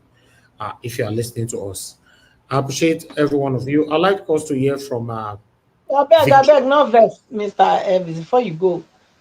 Madam Peggy Modi, happy birthday to you. Sorry. I was so excited to just jump in give my submission. Happy birthday to you. More grace to you and long life and prosperity. Amen. In Jesus' name. And of course, Michael Kiberi too. Happy birthday to you. We love you. Thank you. Yes, thank you, Mr. Very much. Evans. Thank you, Mother Patricia, for joining voices to wish them happy birthday. These are very, very important people to us on this platform. These are people, amongst others, that can advise me on this platform or listen. Now, you will never impacted my life in any way. You just come here. Like one person, they try advise me the other day. Tell you, say you get right to advise me. Not get right. If you have impacted us here, you are dedicated here, you put your voice here, I will hear, hey, not you that is just there. You don't care. You are patiently waiting for you to fail. You want to advise us. You don't do that. Anyway, Oga Victory, it's good to have you on the show. Thank you very much for joining us today. Good evening to you. Please talk to us, sir. Good evening, Mr. Am I able to respond to all these people that have said all this stuff? No, not now. Calling me You by will name. respond later. You will respond later, sir. Please just hold on. People are waiting. For after everybody to be responding, people respond to you. Will not leave here now. You respond later. Mr. Niger, I was thinking it's my turn. Eh? No, it's not your turn. It's Victory. After Victory, you. Oga Victory, go ahead, sir. Thank you, Mr. Evans. Good evening, everyone. I greet everyone on the panel. Mommy Diaspora, I greet you. Good evening, man. I'm going to spend my time talking about these insecurity issues in Nigeria, the insecurity issues in Nigeria. And to be quite honest with you, to Nigeria, I sometimes see the point that you make sometimes, but I think the way you sometimes go around doing your submission, a lot of people might come against you because you're not looking at the problem in a nuanced fashion. You're not looking at it from a broader perspective. You're talking about recruitment into the security. Who are you going to recruit? Are you going to recruit Boko Haram into the security that has literally taken over the Nigeria security apparatus? Or don't you know what happens in Nigeria? And this leads me to my other point. Tinubu said he wants to create state police. Up till now, he has been playing politics with that state police matter. Because to some extent, this whole insecurity stuff can be dealt with if you have a proper police system, as in state police system. Because security is local. I know what happens in my local government. I'm not going to tolerate a marauder moving around my local government, killing people or buying people. I'm going to deal with them ruthlessly. So the problem of Nigeria issue Security is local. You have to take security back to the local government area. I know who is there. Everybody in the local government knows who to some extent. And this whole issue will just die down. And if you look at how much they are claiming that they want to spend on the coastal road, about 15 trillion to 18 trillion, depends on the source that you look information from. Can you imagine spending 3 trillion naira on security for each local government? That will give each local government about 3.8 billion naira as a security budget per every local government. Do you know what that can do for every local government? If you do the breakdown, you can spend about 800 million on community policing and vigilante support. You can spend another 600 million on building and upgrading local security infrastructure. You can spend 500 million naira on surveillance and technology. And the list goes on and on. But these people simply don't want to do the right thing. You can't be doing an elephant project where your country is not secured. The major issue in Nigeria right now is an issue of insecurity. Why don't you spend enough money to deal with this thing? Security is local. I looked at the police bill the other time, few months ago. I read it and I liked what was in there. Why is Mr. Tinubu not going ahead with the state policing? That's what people should be asking him. It's simply playing politics with people's life. So the Nigerian people can end this insecurity thing if they demand for it. And this is the problem with Nigeria. And Amechi said that, the former governor of Rivers said that he doesn't understand what is wrong with Nigerian people, that if you buy 100 of them now, the following day people will just move on as if nothing happened. So most Nigerians lack empathy. That is our problem. Until it gets to that tone, they will start shouting as if it hasn't happened to other people before. Because we don't have, again, to Nigeria will say, a collective intelligence to know that if it happens to your neighbor, at some point it's going to get to your turn. And for some reason, Nigerians are detached from that. It's like they only care about themselves. Until it gets to their own doorstep, they will start screaming as if it hasn't happened before. So, Mr. Tinubu, I'm asking again, what is going on with the state policing? Nigeria has to be secured, and I see state police, if it's done properly and effectively, as one of the best way to secure the country. Why are you not doing it? I will leave the security aspect for now. I'll move on to Adam Soshomole. I listened to the video. With due respect to you, Adam Soshomole, why don't you travel by road without your security? Not just come to the airport. Go by road. I dare you, Adam Soshomole, take your car and drive by yourself from Abuja to Benin, where you're from. You can't. Because if those people get hold of you in the road, you will smell what's coming for you. You can't.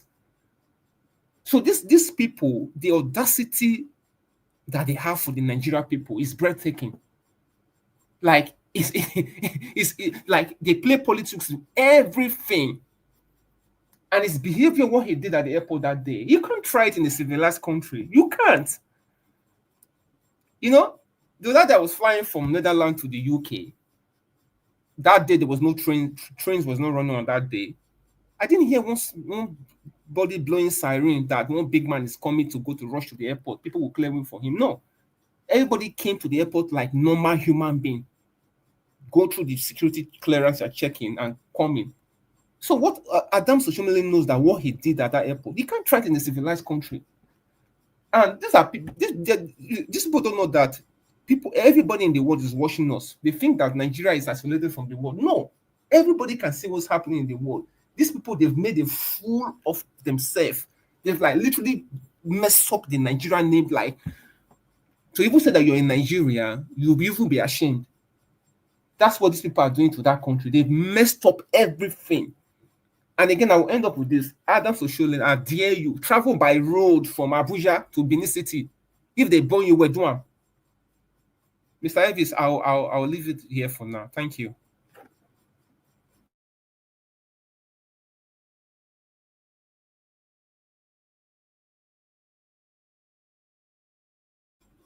Mr. Elvis, can you hear me?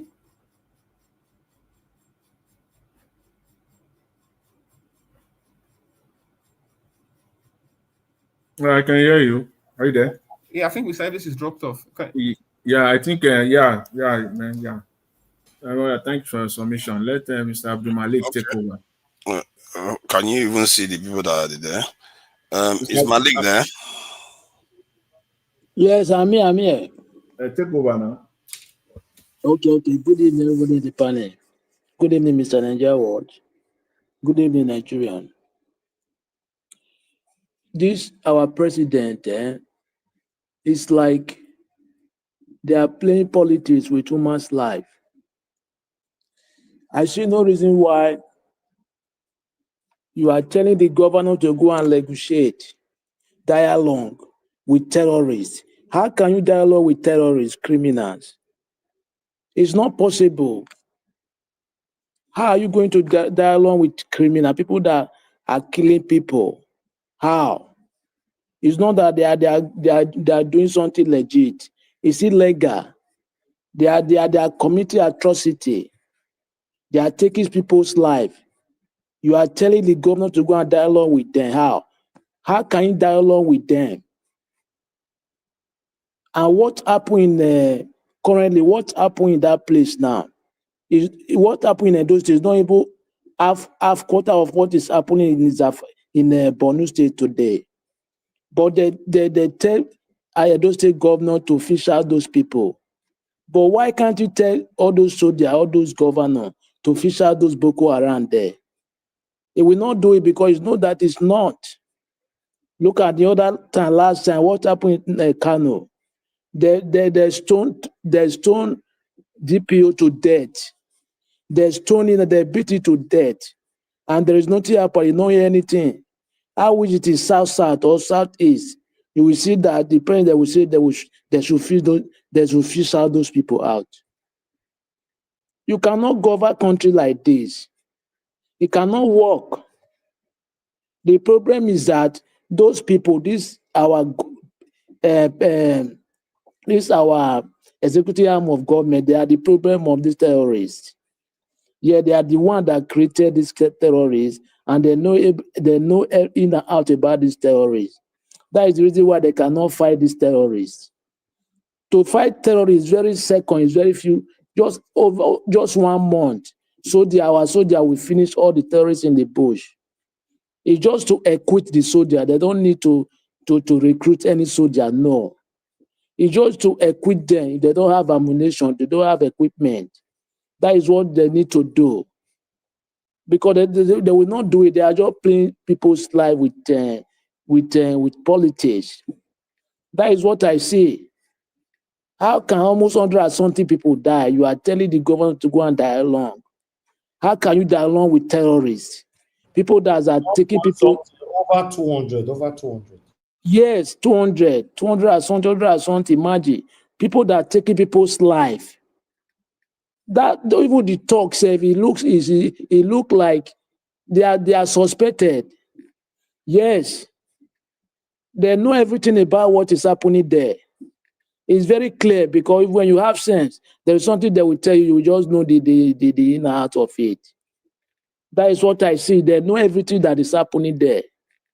You are dialogue with terrorists, not that people that come with genuine heart. People that they are taking people's life, people's father, people's mother, people's children. How can you go into dialogue with them? How? And what happened last 2 months in Edo State is not even half quarter of what is happening in Zamfara and Borno now. Why can't they deploy soldiers there to fish out those terrorists? And they know where the terrorists reside in the bush. It's very easy to fight those people. It's just to equip our soldiers. They can buy drone, right? Everything. They can do everything equipment to fight those people, both on air, on ground. But they will not do it because inside that they are hand on it. It's clear. That is what they created during the Jonathan. That's the reason why they removed that man from office. APC, they are the creation of this Boko Haram today. It's happening today in Nigeria. The only thing is that is even the protester now, people are protesting there in Benue State peacefully, but the police now, they are throwing tear gas on those protesters. Imagine. People that they are protesting peacefully, not that they don't arms anything, they are not carrying any arms. But the police, the gullible police, they are throwing tear gas towards those people. What a country is this? The country is just like joke. Yeah, everything they are doing there just like joke. They don't take human being serious. They don't take anything serious. Look at the hardship today. Some people they cannot eat 3 square meal a day. They don't even talk about that. They are just talking how they will endorse ahead of 2027 election. And look at what happened in the Northeast. In APC, their conference, the conference meeting there was endorsing Tinubu, but they did not mention Shetima's name. There was fighting inside there. There was fight inside there, serious one. Do you think God is sleeping? Karma is real. Whatever you do, either good or bad, you will inherit it. You must come to pass. You can never escape it. That is what is. Sashay was mocking LP and PDP last time, right? But today now, even there, they have internal problem. Why can't they solve it? But there was mocking Obi that he cannot solve a Labour Party problem. But now they have problem now openly. They are fighting openly on the stage. You see, karma is real. Whatever you do to somebody, it must come to either good or bad. They don't know what they are doing. They are just playing that country. Unless the citizen will get it right to take those people away from them, because all of them, they are the same people. There is nothing will change because they are the same cyclists of people, the same set of people. We don't need recruitment. We need to equip our soldiers to fight those people. Boko Haram, even me that I'm not military, I can fight them. Yes, I can give them strategy, the formula to fight those people. It's not even hard. It's just because of their hand on it. That's why they cannot fight them. Yeah, it's very clear. There is nothing like you are beating around the bush. The federal government, they are the terrorists because they are terrorist Nigeria citizens. That's why they are impoverishing people not to get their daily bread. Yes, because they want to be using people to do something that is not normal. Look at how all those bloggers now, most of them, they don't talk because they have been bought. Imagine. That is their plan. Just so if they know that you have voice, they will go and buy you. And that money they give to you is value, you don't have value. Just take a look, 2022, you had 10 million in Nigeria. Now it's 5 million or 4.5 million. What value is that? It is value. There is nothing. Thank you very much, Mr. Nigeria Watch.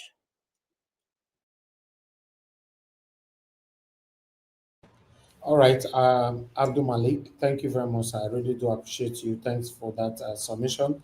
And I'd like to appreciate Victory. Thanks for your submission earlier on as well. God bless you. I appreciate you all my people. And God bless you now. Michael and Amaro, thank you very much, sir. Good evening to you. And thanks for the super chat. I'm very, very grateful, sir. Thank you.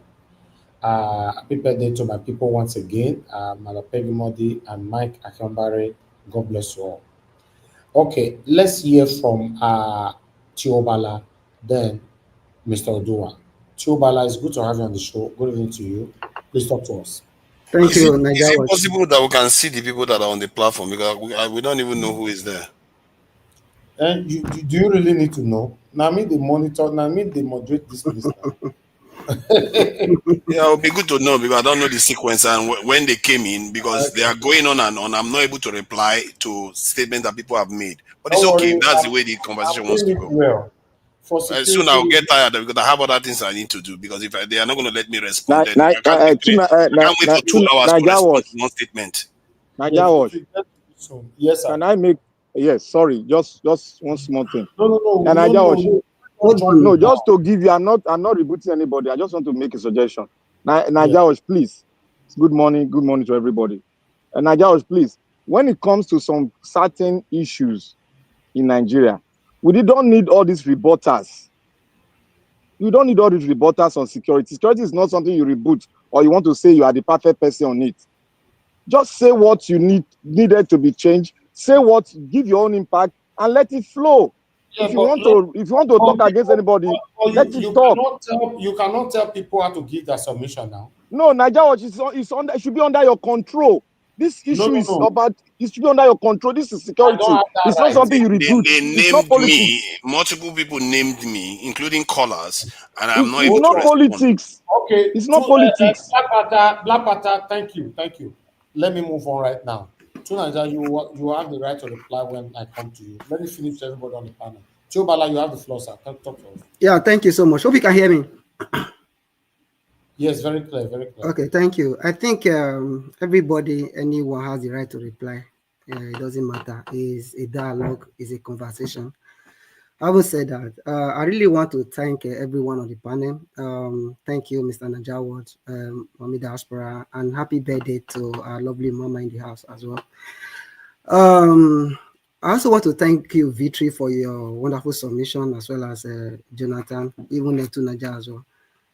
More importantly is the issue of security that is ravaging our society, Nigeria. That is the more reason we are not moving forward. And somebody said something regarding this insecurity issue, and it make reference to Morocco, Algeria, and some other Africa country, that those one are not having this issue we are having in the country. That is true. Just a brief history.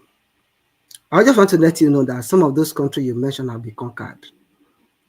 I want to make reference to Lebanon, because I'm going somewhere.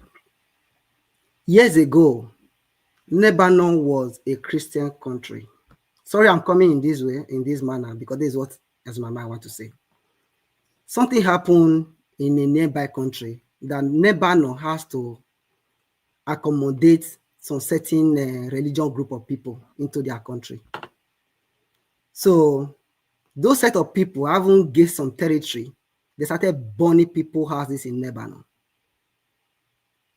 Over the years, they take over Lebanon. That's why today Lebanon is now a Muslim country. There is something moving or going on across the world right now. For those of you that live in the UK, you heard of what you call the grooming gang. And so many things happen in the UK at the moment. Not just in the UK, even in the Western world. Nigeria is not an exception. The insecurity going on in Nigeria is a planned one. It's not going to stop today, and I don't know if it's going to stop tomorrow, because they want to conquer. And they must achieve that, whatever thing they planned. That is the main reason they are attacking Benue, attacking some major northeast, and go and check the demographic of those people they are attacking. How are they going about it? Burning their crops, burning their houses, killing, unaliving them. So a time will come, every one of us will have to look for a name we are going to be calling ourselves or give to our children. Insecurity in Nigeria, if the government are really serious about solving these insecurity issues, if they are not part of what is happening in the country, it's very simple. Nigeria is not fighting a civil war. Nigeria is not fighting other country or international war, whatever they may call it. It's so simple. You're telling me that it's just a small group of people, just small group of people, when I mean small, very small, that you cannot man those people. They take control of the Sambisa forest. They take control of the forest in Kogi State and the nearby region, even in the West, they are out there. Why? Because they have a mission to conquer. Because they believe that the land, Nigeria, belongs to them. Let me sound this to your ears. The reason why they are focusing more on Nigeria is because Nigeria being the so-called giant of Africa, or the most largest population in Africa, let me use that word. If they can conquer Nigeria, I mean, the rest of Africa is very simple for them to conquer. And it's happening across the world. There is evidence to this, and it become a hot topic across the international body as we speak right now. So if they really want to fight the insecurity in the country, if they are not part of the plan, it's very simple. It's not enough to tell me to increase the number of security or the number of forces. That is a very good suggestion. It's good, we can increase it. But with the current situation we face in Nigeria, it's not the personnel that matters. It's so unfortunate that, like what Victory suggested, there are advanced technologies today you can even use. You don't even need to go into that forest. You can know where they are and send whatever things you want to send and do the attack and all of that. But they just allow these people to be roaming across the states. At the end of the day, they will not call them repented Boko Haram. They will keep on doing this because there is, because they believe that whenever they do this, there is 27 whatever virgins that are waiting there in heaven. If you like, you hate me or whatever, the truth not be said. And they are the good people according to their religion. They are the good people. I'm sorry to say this. I'm very sorry. You are not meant to start talking about religion and all of that. They are the good people. Those that are bad are the ones that are not committing this evil. How are we going to overcome these challenges? It's very simple. If the federal government is not part of these issues, they can find a solution to this problem within a week or maximum 1 month. Everything will be over. It just, the body language of any president matters a lot. You make reference to some certain country like what's it called? Israel Algeria. and all of that. Yeah, it mentioned Algeria. I also mentioned Israel as well. If you check the Israel-Iran war today, it's not the president that is fighting. It's intelligent and smart nation that, I don't know how to put it, that are fighting. Yes. You will be at home, robots will come and fight you. I think you are looking for personnel.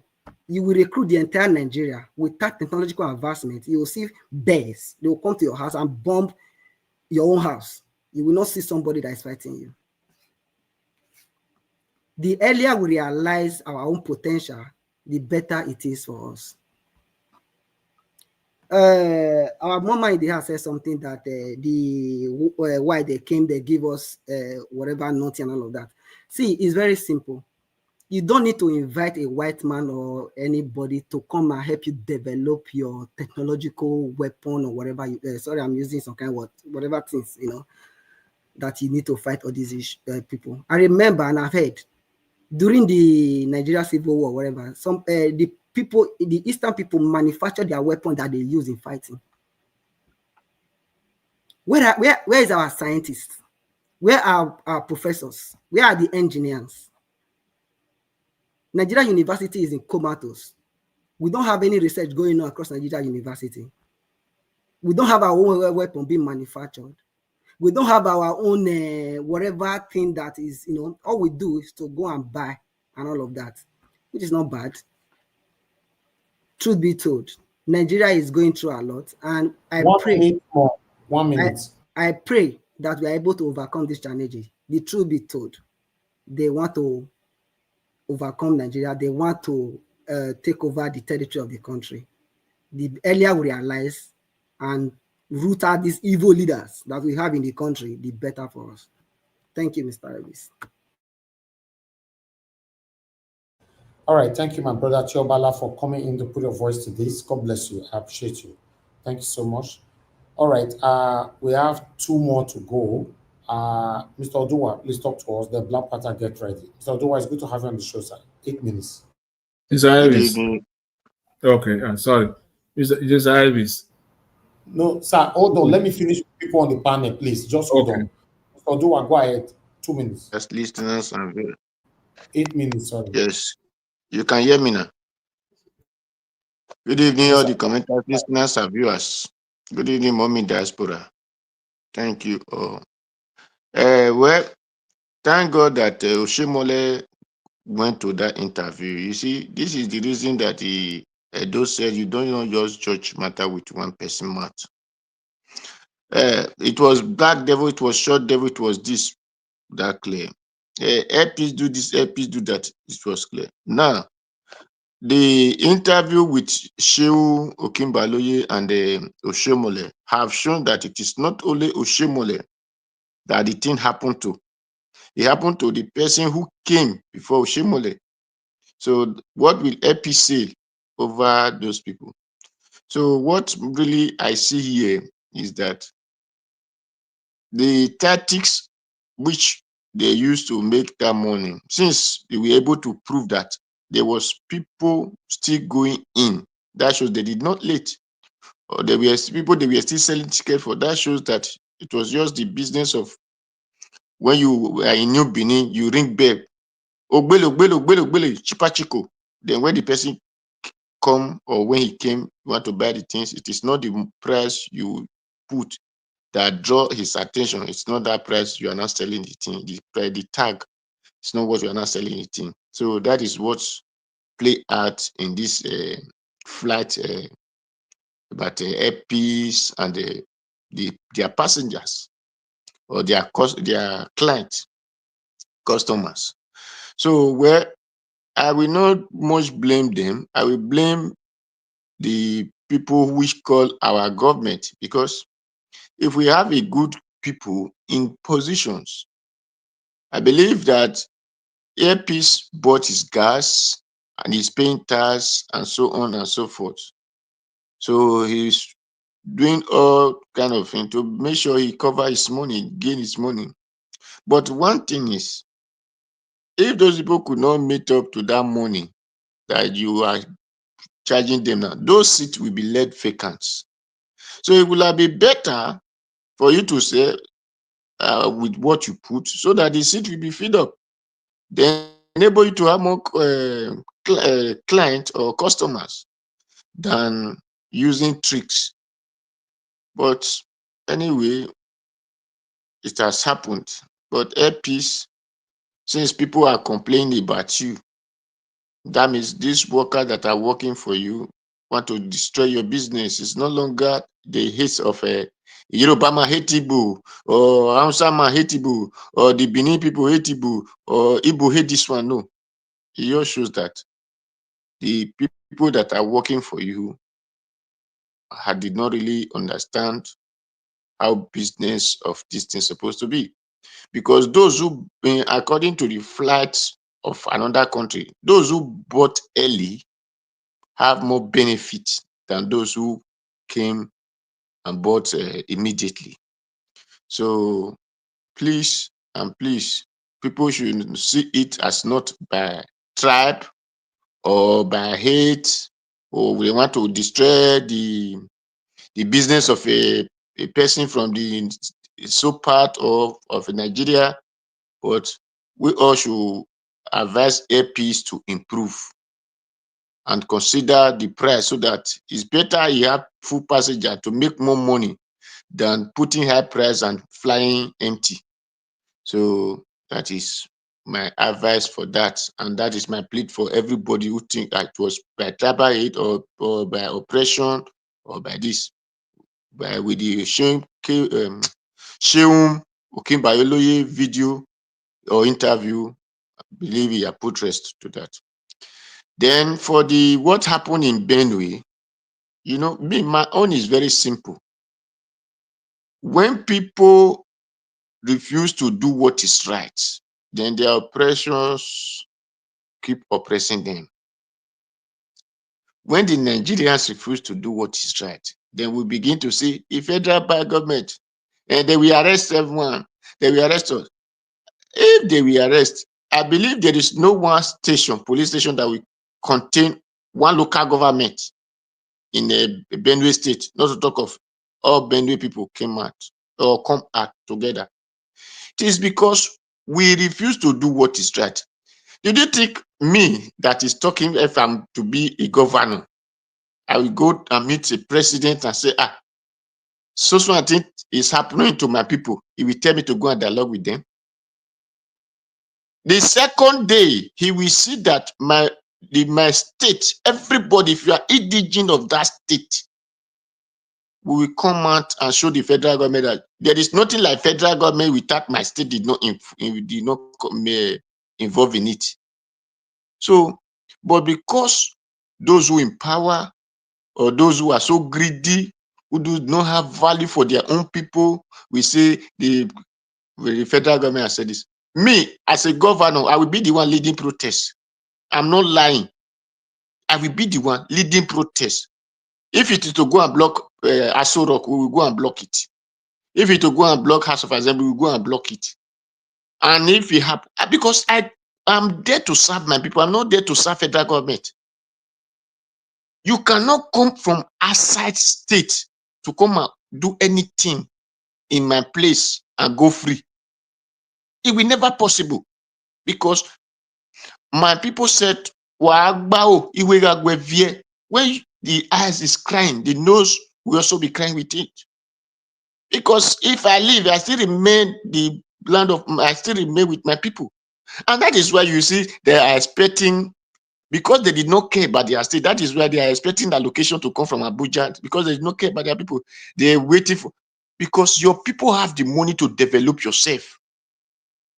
But because you are not concerned, you do not even know what is called government. That is why one man from another area will be giving you direction, and this is what you will do in your state. People will say, that is what the federal government. If my state is not there, there is nothing like federal government. So when you can, I said, if I were to be a soldier, I will not go and protect another state, because I did not enter from another state. I enter from my state. So I enter because of my people. That is why I love our late brother Idiagbon, Tunde Idiagbon, who told Babangida, you cannot retire me. You will be the one who retire first before me. Because if we talk of the senior, you are the first. So people should understand and have the value of their own people. Benue today, tomorrow will be your turn. If you are silent to talk because they did not concern you, then after they have finished Benue, they will come to you. So, my people, we can protect ourselves. All right, thank you, sir. Thank you very much. Thank you, Mr. Odowa. Thank you, sir. Thank you very much. Okay, Black Panther, you are the last. Please talk to us. Good evening to you. You have 8 minutes. Good evening, Nigeria Watch. I hope you can hear me. Yes, good evening, and God, thank you for everything you are doing. I want to thank everybody. Thank Mom in Diaspora. Thank everyone that have contributed to what we are speaking about today. I want to start from the senator, the so-called senator, quote and unquote. I don't like calling that man senator.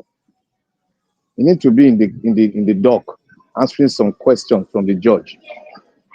One, I want to say something here. The reason why the senator came here or to channels to start blabbing his mouth is because the due process, the fundamental error that he has committed, he has swayed all the Nigerian people out of that thing that he has committed. Everybody's now talking about peace. Peace. See, what we are seeing today in Nigeria is as a result of who we are. What we are seeing today in Nigeria is a result of who our government is. It's what your constitution is. It's what corruption has made us to be. That is what we are seeing today.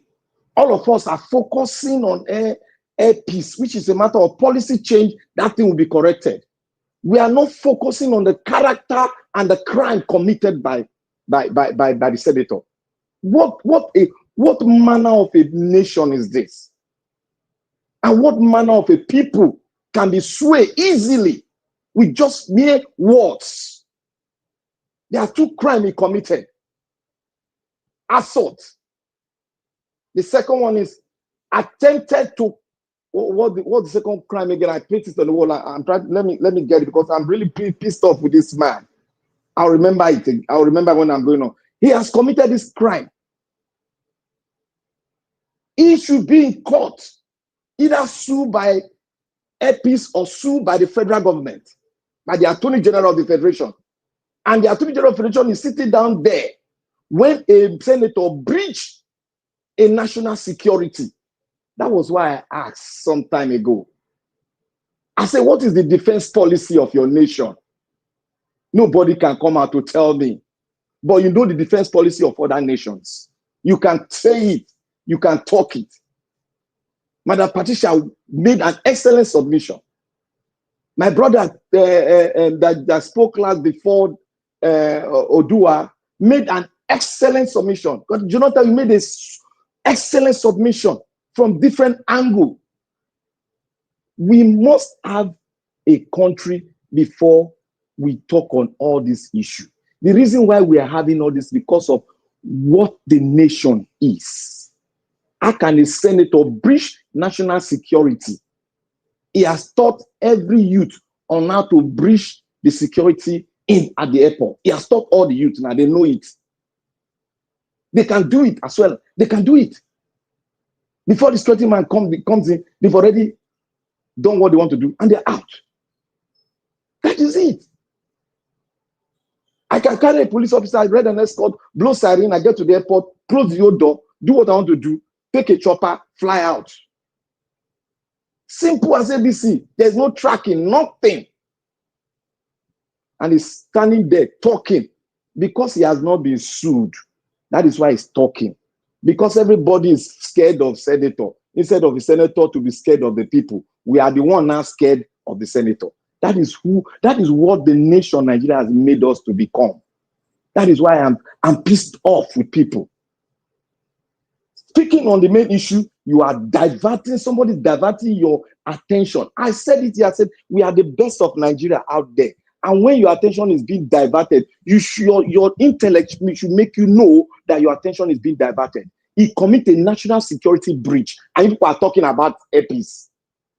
That one is a matter of policy. They can be changed by the Senate. They sit down and change the policy of airline operation in Nigeria. Simple as ABC.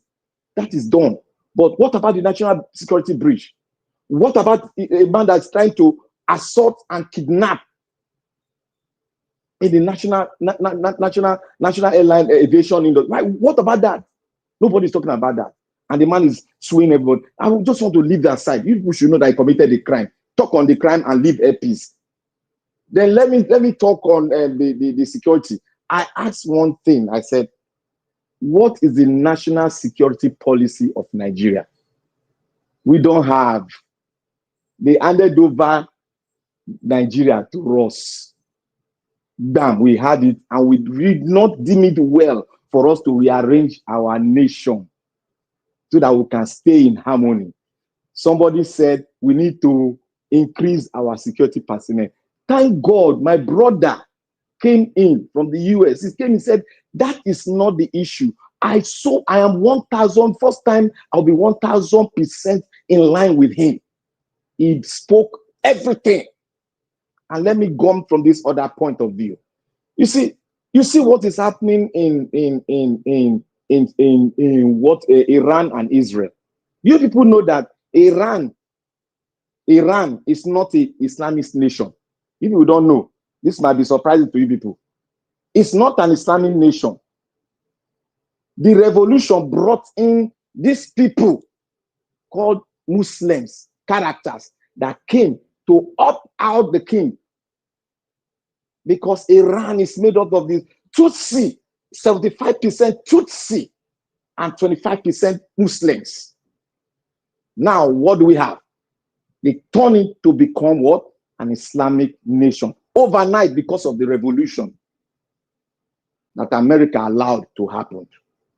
Yes, Iran was the best friend to America then, in the 60s, in the 40s, 50s, and 60s. Now, what happened? The war came out. They have about almost 1 million security personnel on ground with reserve. But what happened? A nation that has just over 500,000 people, they came to overrun them. And our brother and I is talking about building manpower instead of focusing on the 21st century on how we connect. Let me shock you all. Do you know that 4 Pakistani were arrested by your military personnel? Your Nigerian news did not pick that one. 4 Pakistanis supporting Boko Haram and the insurgents, they were arrested. That drone that came in, that used drone to attack the military, it was done by those Pakistanis. Remember, Pakistanis, they are very strong in terms of military. Remember that. 4 of them were arrested. None of us know. I got the information because I was digging in. A non-citizen of Nigeria spoke it online. He was speaking on Nigeria and Congo. He was making a comparison, and he brought the information out because he was formerly a Marine. He said it, and all of us just keep calm. This game they are playing, I said it.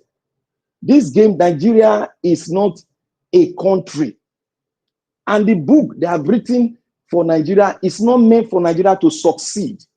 The question is, the senator was talking about the quality of the president. Why did he forget light and water? A country, all of you are talking, everybody's talking. You don't have light, you don't have water. Iran that is fighting, they have water and light. The lowest country in Arabian country, they have light and light and water. You, that's one of the richest nations in Black history, don't have light and water. We are busy talking on it. Nigeria is not meant to succeed. David told us, we just relegate everything he told us. And this is a man that have intel more than any of us here. We relegate it because some of us have collected or maybe collected some peanuts from these so-called Nigerian politicians. It's not going to last you for long. If your nation go down, your mindsets go down, you don't have a home to go back to anymore. I'm affected, I'm passionate, I want it to work. If All it right, doesn't work, let's... 1 minute, 1 minute. Thank you, sir. If it doesn't work, as postulated by the American Security Agency, Nigeria will split. It's going there because we are not talking the main issue that is affecting us. We are just talking politically. Nigeria, this insecurity that came up is not done by, and it's done by the politicians, not by me and you. It's the politicians. We have external force fighting us. In Burkina Faso, they have external force, but they have little force. But they are fighting them and pushing them down to the Sahel, and they are coming down to the West Coast. You people are sitting down, build your military to 1 million. That will never solve it because it has been proven in the war between Iran and Iraq. It has been Iran and Israel. It has been proven. America don't have, but America have technology. Thank you, Manager George. May God bless us as we continue to passionately talk on Nigeria issue. Thank you. Thank you, Black Panther. I appreciate every one of you.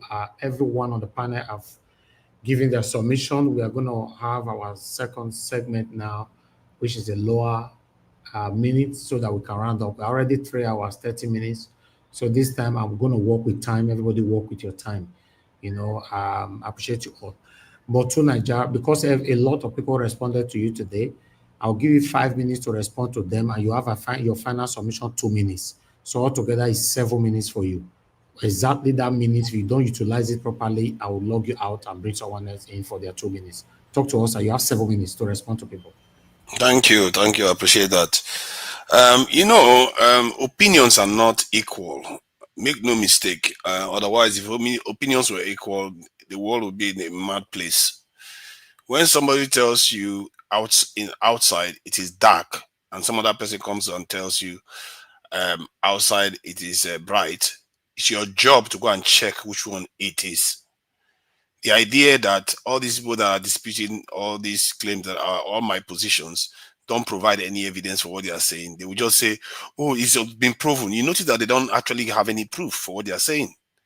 They say stuff and I don't understand people, whether they just want to win the argument or whether they want to actually solve the problem. Do we just want to carry on the way we are carrying on? Has anybody bothered to check the data? I'm looking at the list of countries that have overcome insurgencies versus the one Nigeria is facing, especially the Islamist ones. Not most of those countries, in short, none of them are in the position Nigeria is in terms of security manpower. None of them. And we want to think that we are going to overcome this. If you don't have people everywhere, are you spirit? Are your police officers spirit? Tell me now. If they send you, any of you, you are in Nigeria, they send you to those outskirts of Nigeria to go and fight the herdsmen or whoever is assassinating people, those people that they never catch when they are killing people. If they send you there, would you go at night? You don't know trap that they've set on the way. People just talk. Nobody bother to check what is true, and other just follow like this thing, just agree with other people because they think it is popular. This is our life we are talking about here. This is our life we are talking about here. And if you don't understand it, I don't know what I'm going to do to help you to understand that. When you keep leaving your property, your valuables, the lives in your country undefended, yeah, don't blame other people that have it that come and oppress you. And you hear talking about, oh, they colonized us, they enslaved us. Don't blame it. You are a proper slave. You will be a slave. And God will condemn you to be a slave forever if you don't choose to fight for your life. Because God has given you that life and has given you the ability to defend it. And you say, oh, let's just go and give them more drones. You know, these people that don't even know about technology talk about drones.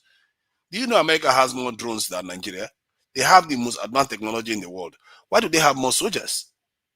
Israel has 200 and something F-16s. F-16 jets. Nigeria doesn't have one. And yet they have more soldiers than Nigeria. Why? They have advanced technology. Why do they have more soldiers than Nigeria? And they are just 7 million in population. Oh. Has anybody bothered to check the data? How are they affording it?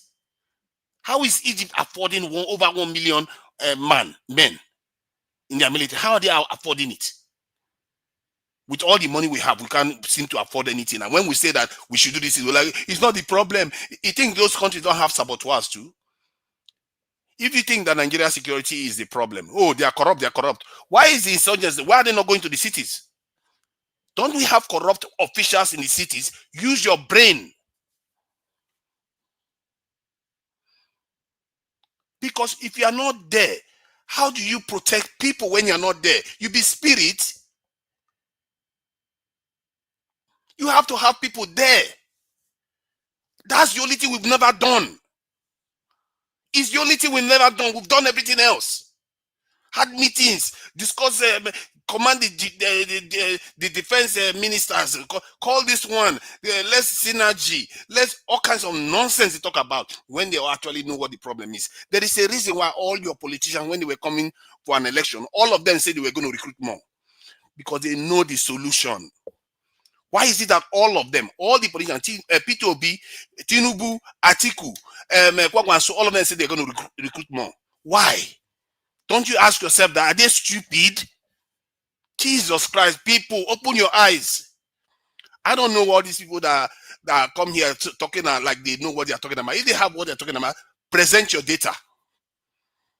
Present your data. Show us a country that is least as the manpower. And you know the ratio between the soldiers and the civilians in Nigeria is about 1 soldier to around 1,006 civilians. Go and check Israel whether you're going to see that number. Go and check America and America is 1 soldier to 150 citizens or so. Even China with all this population is not that high. And you have insurgency on top of it. You don't think that you need to drive those people out of the country. How are you going to drive them out if you're not there? If you chase them to this in Benue, they go to Borno. If they chase them from Borno, they go to Kaduna. Our soldiers are going to be everywhere. Your police officers, your defense ministers are telling you this. So, Naja, 1 minute left. 1 minute. Yes, no problem. Your defense ministers are telling you that they cannot be everywhere. They are taking police officers from one state to another state. That state becomes insecure. Do you think your security is for free? People have to do the work, and we are losing $50 billion. Tell me anything that is going to save us that money. Any of these people that are talking against me, tell me what is going to save us that kind of money. What kind of juju you want to use 250,000 men to create that kind of security in a country? You think all these foreign countries that spend more on their security, you think they are stupid when they are spending that kind of money? They spend billions upon billions. The amount the UK alone spends on the security forces is more than 10 times what we do. and yet they don't even have insurgency problem, and they are doing all these things. We should open our own eyes. Europe wants to spend $1 trillion on their security. And we just keep sitting and thinking that this is a joke business. This is our life we are talking about here. They've been here before. They took our country. They colonized us, enslaved us, and we are still recovering from that problem. As a matter of fact, part of the reason why people are against me here is because of that problem. Okay. We've been All trained right. not to believe that we should defend ourselves.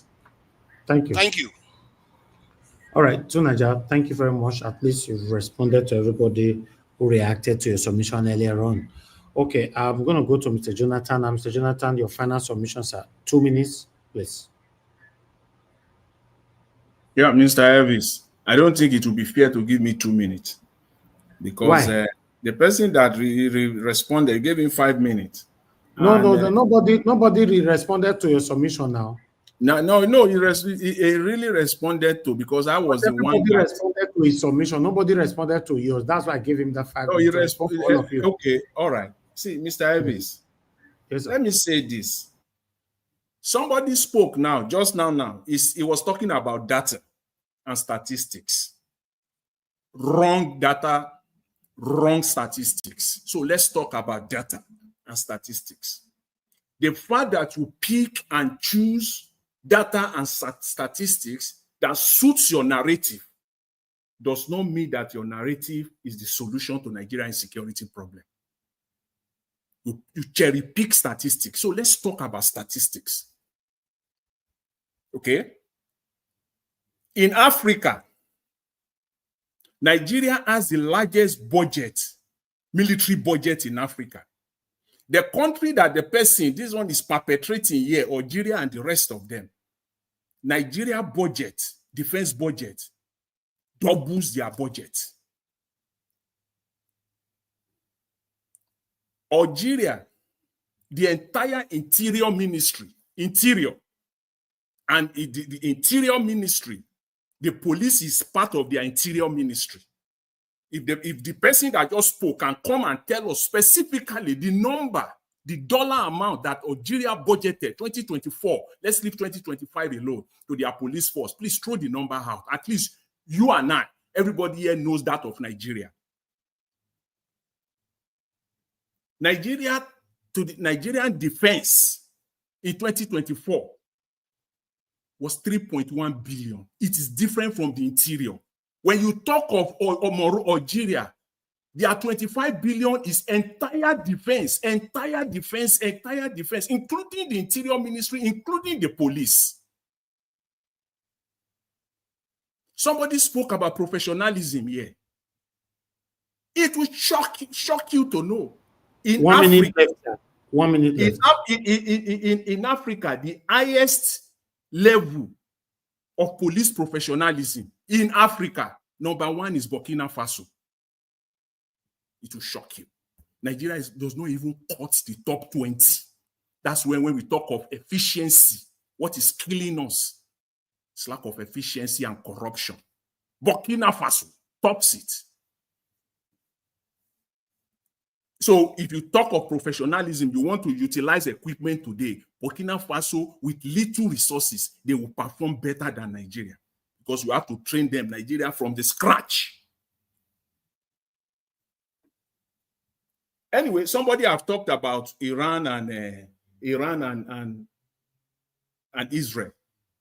And when you now talk of the size of military, let me quickly end on this, Mr. Elvis. Just on this one, I will end because there is no time.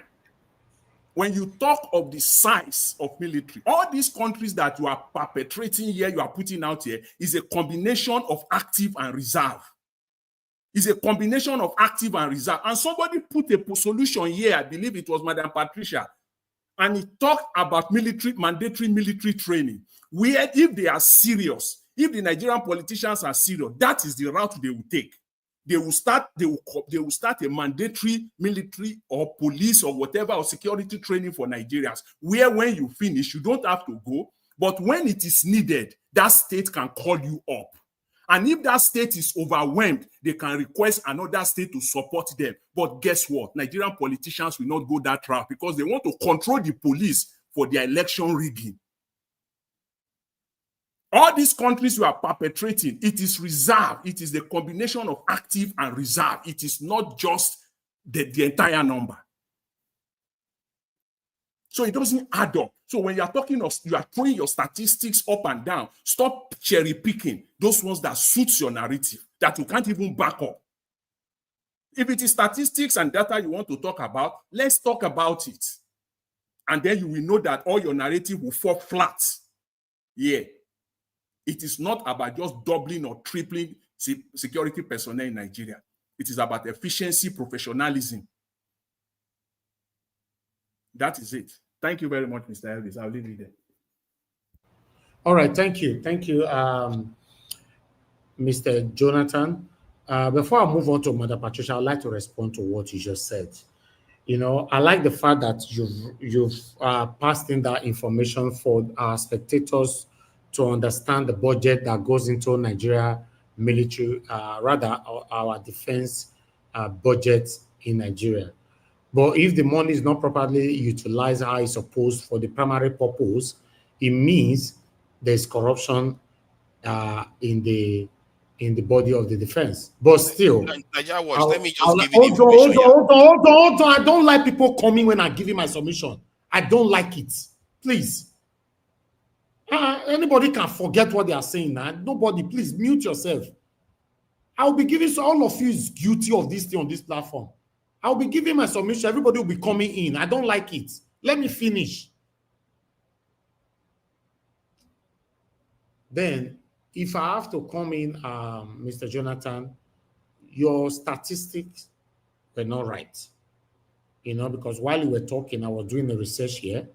According to my research here, the figure that you gave to Nigeria and other country is wrong. For example, we can see here, you know, you can see here top 10 African countries by defense budget in 2025, just this year.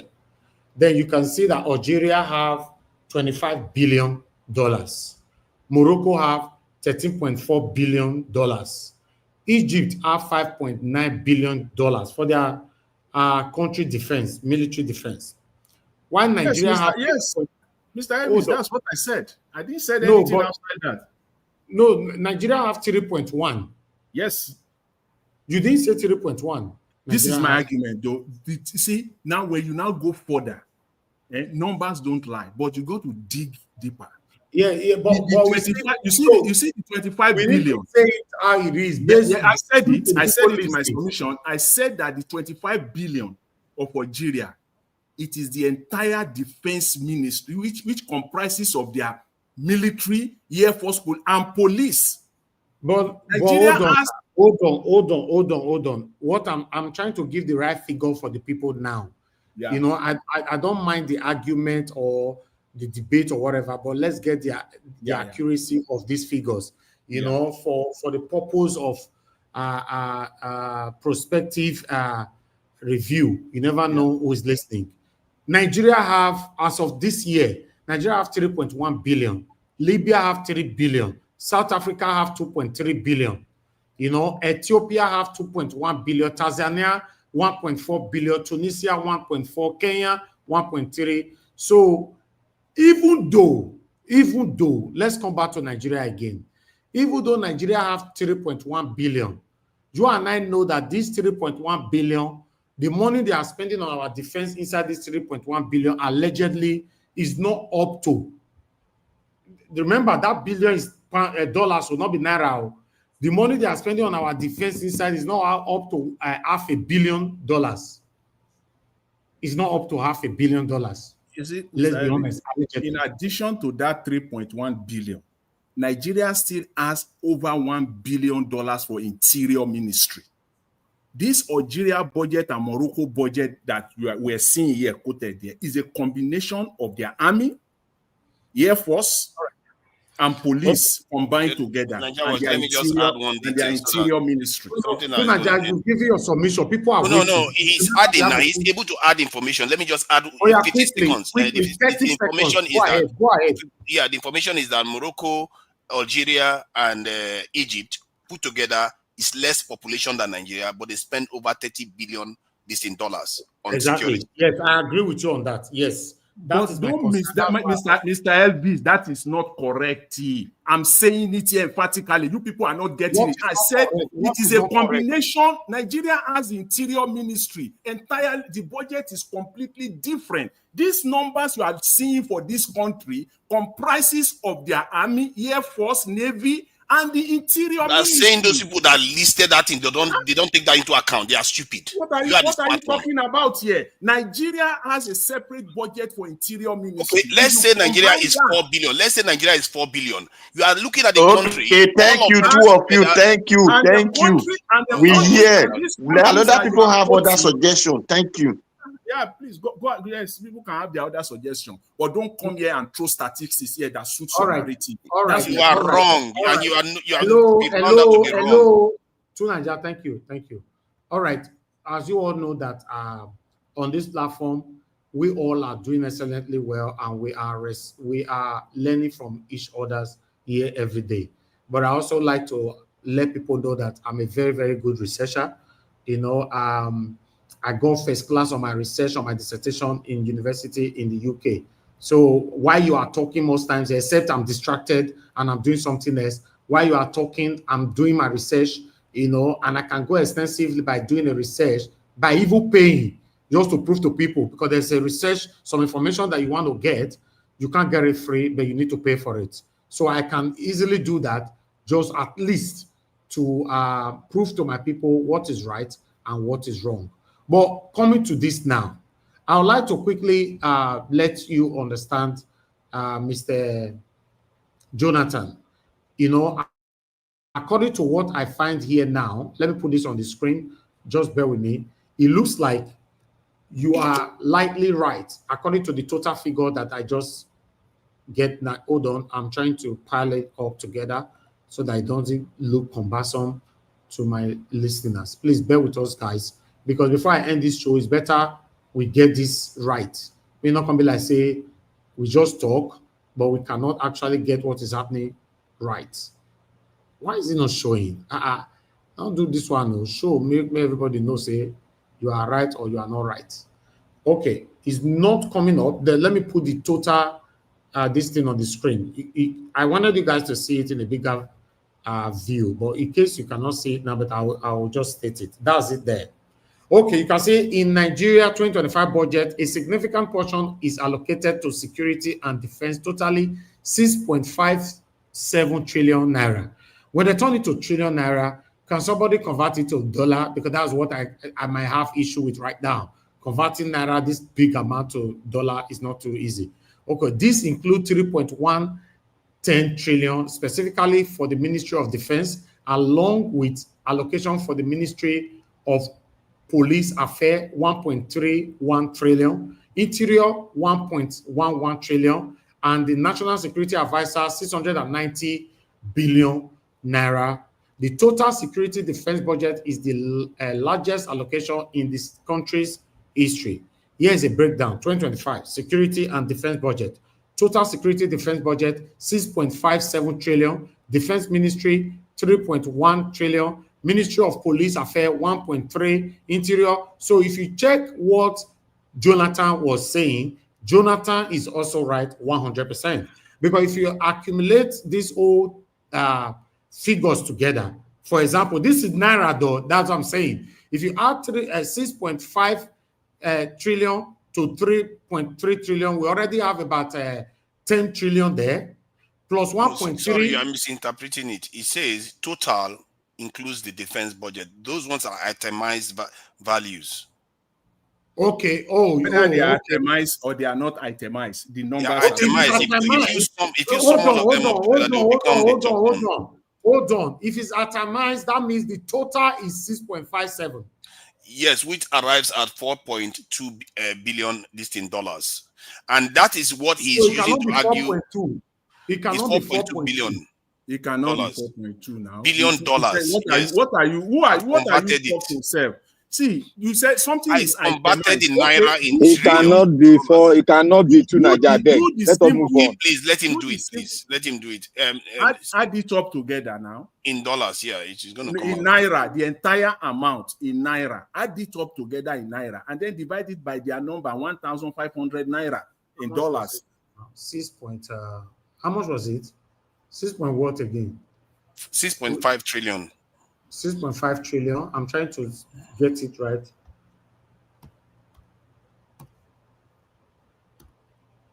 Okay, let's check what we have here. It's not coming out. Then we have, okay, how many zeros they trillion? Hey God, I don't know this money. I've already converted it. I've given you the figure. No, It's no, no. 4 How point. many zero they trillion first? It's 6.5. Use your computer now, guy. I think it's 11. about. It's Use your 11. computer. It's 11. 11 You zeros. don't get trillion before for your account. It's about 11. So you say I'm the politician. I don't need them now. I don't need them. These are the 11, politicians. 11 It's zeros. not 11. It's 12. 12 0. It 12. should be 12 12. zeros. Okay. It's 12. It's not 11. It's 12. Okay. Okay. 1, 2, 3, 4, 5, 6, 7, 8, 9, 10, 11, 12. 12 0. Okay, yes. Yes. So that's about $4.7 billion. Right? Yes. So $4.7 billion. That's Sorry, a lot. 4.2. 4.2. It's 4.2 because I only did 6. I only did 6 billion. If you do 6.5 trillion and you divide it by 1,500 naira, it is 4.3 trillion. You see, that's the value I got there. Something yes, like okay, about 4.2. Yes, Tunaja is right. Okay. To be honest, Yeah, Mr. Naija Watch. Let me just correct the error that is being made here. I think Jonathan tried to imply that Algeria's defense budget. I need to move on. Other people are waiting, sir. Included everything else, but it doesn't include everything else. We've confirmed Mr. Naija Watch. Exactly equivalent what Tunaja says is right. Yes, yes. You know, if you check what Tunaja is saying, what Mr. Jonathan is saying, they are right, but in a different way. Mr. Jonathan is saying that the total figures in our budget every year is not being utilized to the original purpose of that money. That's why we are where we are. Not that you are the one that said that, not Jonathan. Jonathan is saying something that you said that Nigeria that they are stealing the money. Let me clarify it again. Let me say it abundantly clear again. The Nigerian budget for the military is separate from the Nigerian budget of the Nigerian police force. It is also separate. Wait. Now don't jump now. Just 10 seconds. There are 3 budgets here. Mr. Elvis. Mr. Jonathan is right now. He's right. There are 3 budgets here. Let me say this, please. Just let's learn a little. Mr. Jonathan, be quick now. People are waiting. Let me be quick. There are 3 budgets here: military budget, police budget, interior ministry budget. I've said that already. Now, but when you go to all these countries, they have one budget, interior ministry. And it is that interior ministry budget only that somebody is quoting for us here. In Nigeria, we have 3 separate. That's what I'm saying. That is not true. Their defense budget is not interior budget. You see why I say both of you should just stop. Both of you cannot continue be arguing with yourselves while lots of people wait. It's not fair. Please. What you are repeating right now, I've read it out already.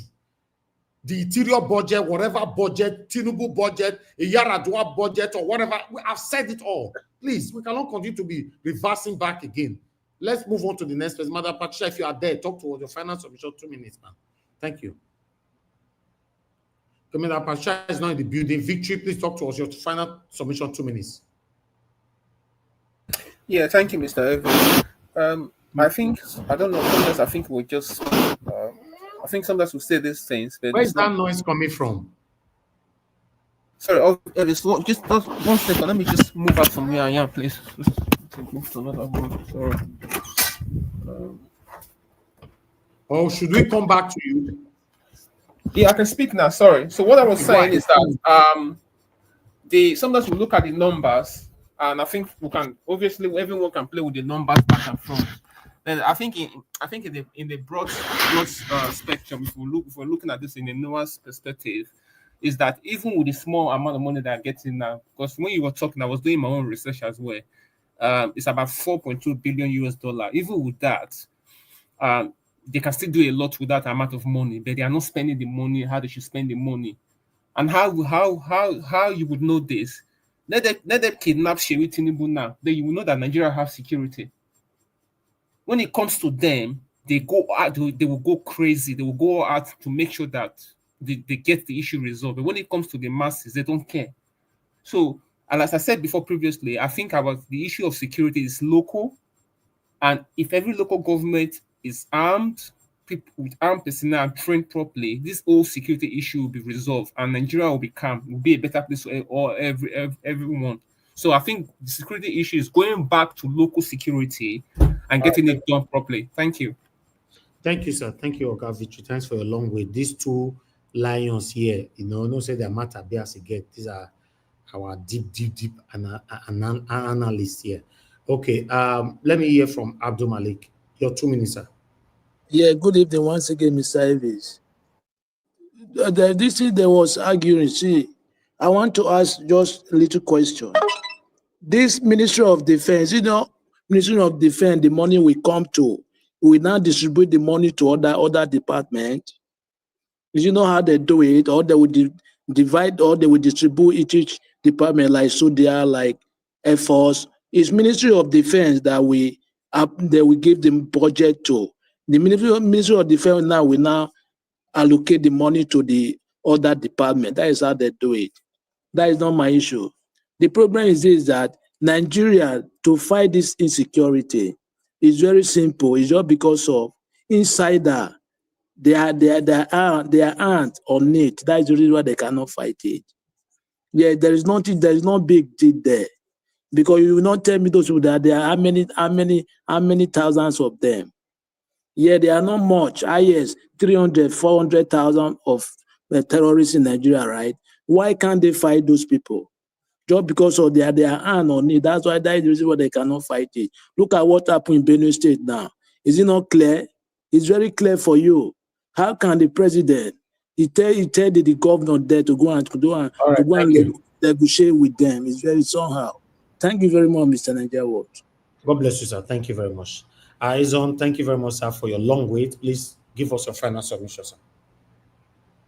Thank you, Nigeria Watch. Thank you, sir. So, yeah, guys, I'm going to say some things, but please, I mean this from a place of love, not any animosity.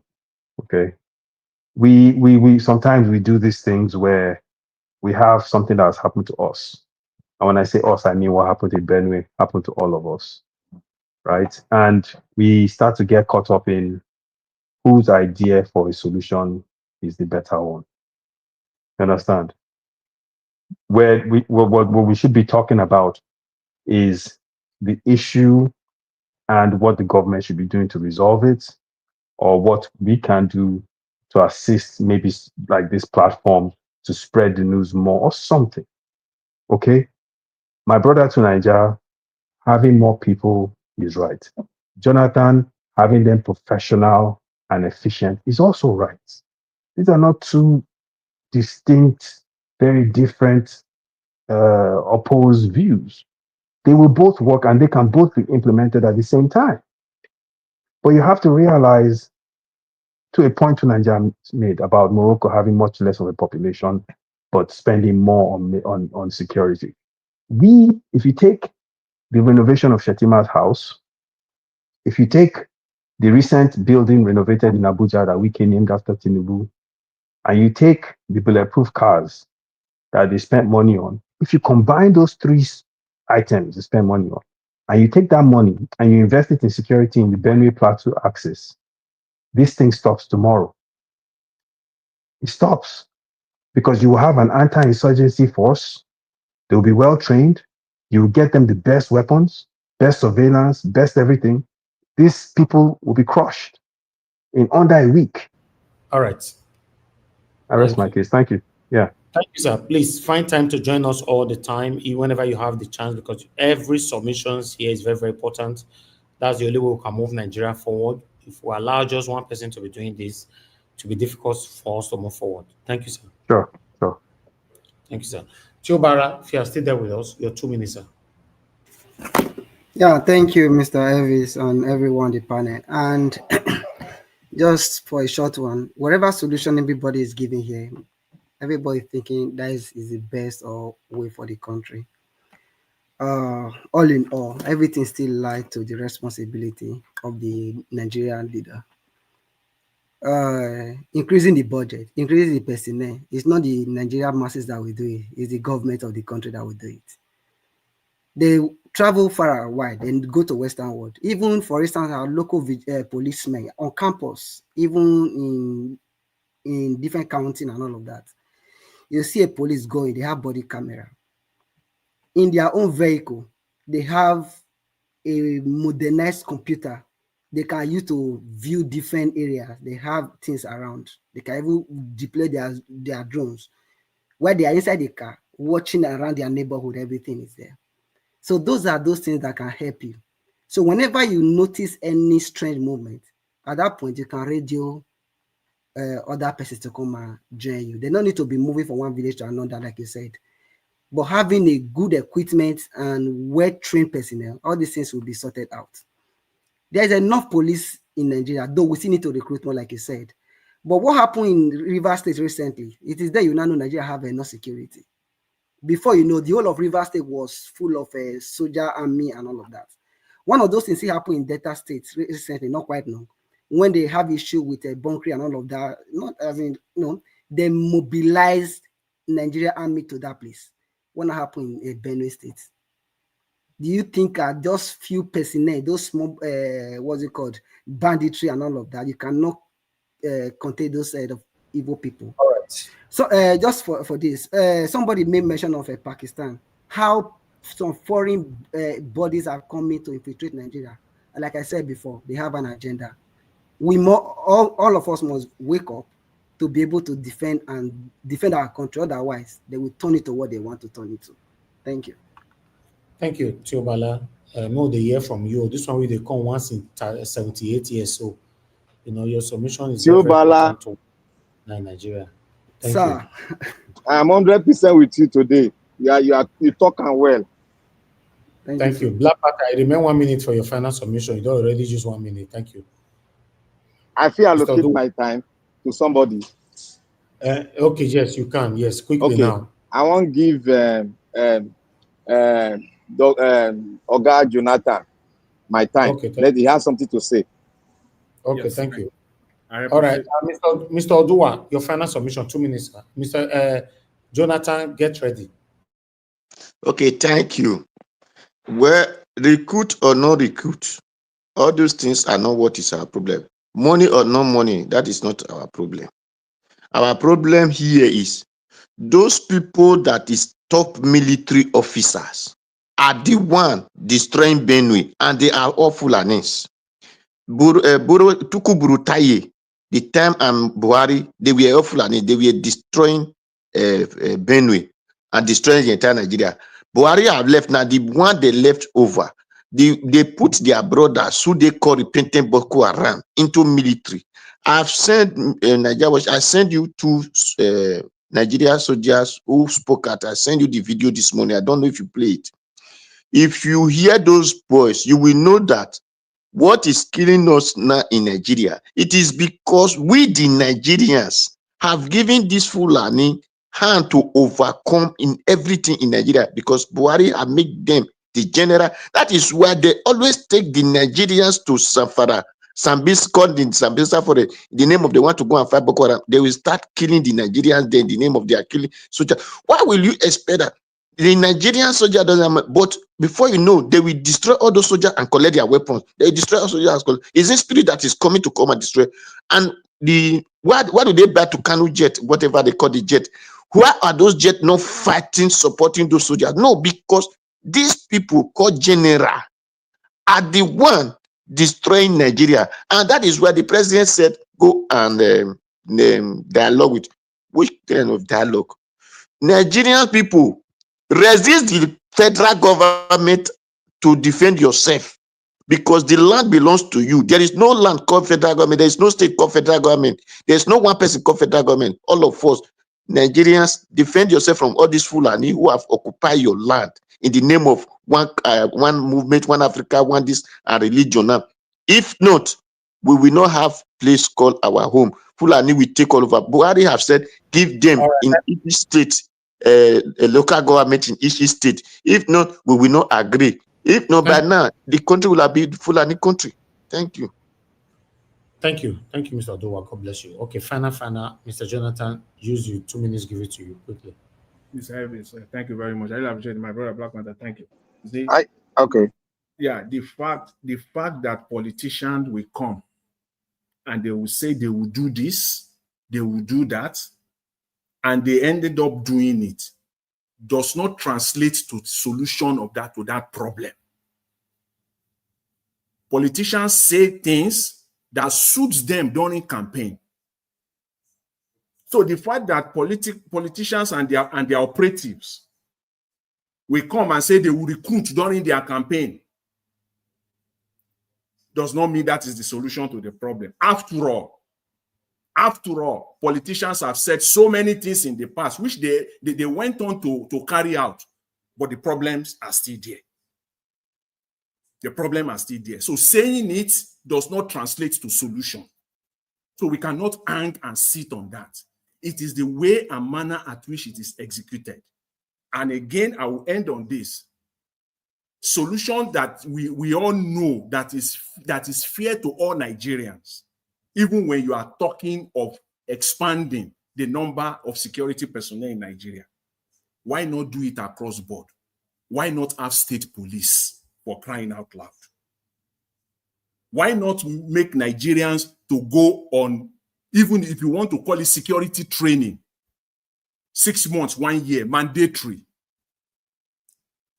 And Nigerians will do it because we compel them to do it. And they don't have to be active. So those from Benue State that participated in such programs, this is the time they will call them in. They will call them in now.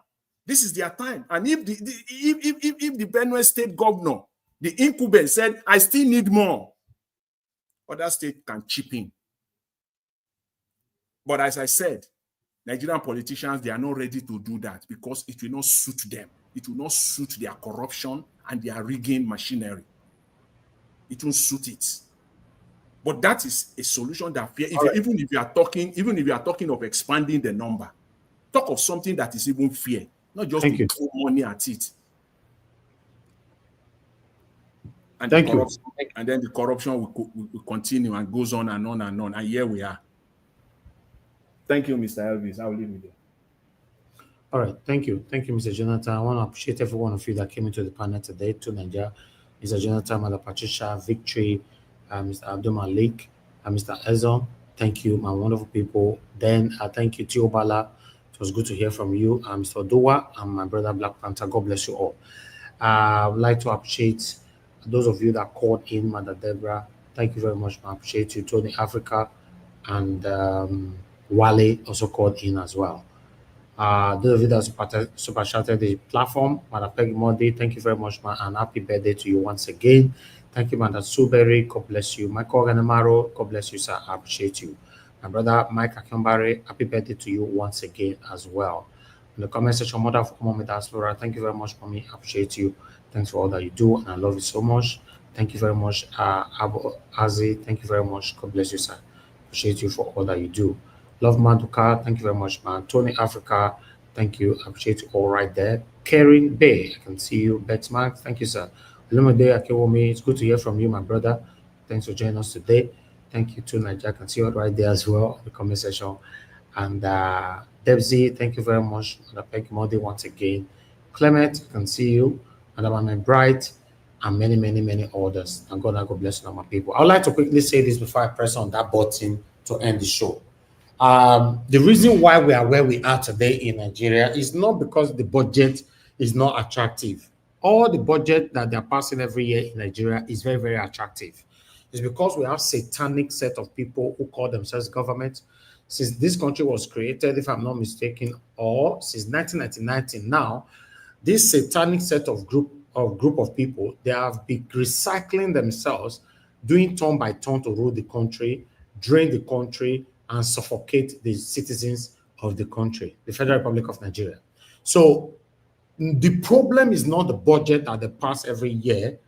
The problem is the utilization of the budget. Because obviously, when they pass a budget of, let's say, 100%, they end up using 1% for that proposed reason of the budget. And there is no way you will see results when you are using 1% of what was originally proposed 100% for. You can't see results. So that's the problem we are facing. It's not the budget. The budget come in well, but these people are using it for themselves, for their personal gain and personal interest. So my people, until we continue to speak truth to power without any kind of embracement of sentimentalism, we are not going anywhere, because a lot of people still support these people till tomorrow, regardless of what we all are facing right now. Many people are still fighting for these people. They still speak for these people, either directly or indirectly. Go to social media platform or comment section where you post things, or rather on Twitter. You still see people who still speak for these people. Oh, not be Tinubu problem now, not be Buhari destroy the country. Just imagine that statement. It's just like Peter Obi was allowed to rule, and I'm criticizing Peter Obi here. One satanic individualism will not come here to attack me to say, oh, Nigeria was stop. Now Tinubu spoil the country. Now why they blame Peter Obi? Because obviously you go see that people. I'm telling you. Because I'm telling you guys now in advance. For any reason, Peter Obi will rule us in the future. These kind of people, when they see with Tinubu people, so now we'll see with Peter Obi. Peter Obi never become president. You see the way some satanic obedient they behave. I'm obedient, but I'm a very straightforward, transparent obedient. I'm not satanic, and I can never be satanic. But today, Peter Obi not be our president yet. We get people that will never let you criticize Peter Obi for any reason. So the same people right now are there supporting satanic Tinubu's government right now. They were there satanically supporting Buhari's government. The same thing with Jonathan. The same thing with Obaseki in Edo State. The same thing with Oshomole. The same thing. They are currently supporting Okpebolo. They are always there. But my final say is that please, regardless of this distraction from this set of people, continue to speak truth to power. That is the only weapon that you have. That is the only conscience that you can demonstrate. Not because what we people say, you know what is right. You'll be blabbing and be jumping around it. I can never be part of that. Look where we are today based on our continuous biasness, based on our continuous practices of ethnicism, tribalism.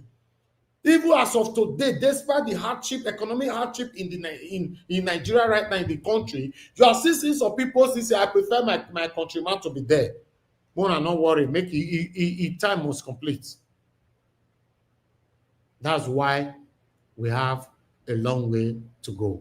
I've said this so many times that the problem we really have in Nigeria is not just the government. If care is not taken, if we holistically look at it, you will see that the problem of Nigeria is more of the people than the government. Some of you might argue this, but I would like us to argue this next time because I'm rounding up right now. The problem of Nigeria is more of the people than the government, because it's the people that can bring in this government into power. Most of the people, their mindset have been captured based on religionism, tribalism, ethnicism, traditionalism, nepotism, and favoritism. All these zimzims have destroyed the mindset majority of Nigerians today. Despite the current hardship of this country right now, in 2027, you will see people that will still be stealing ballot box.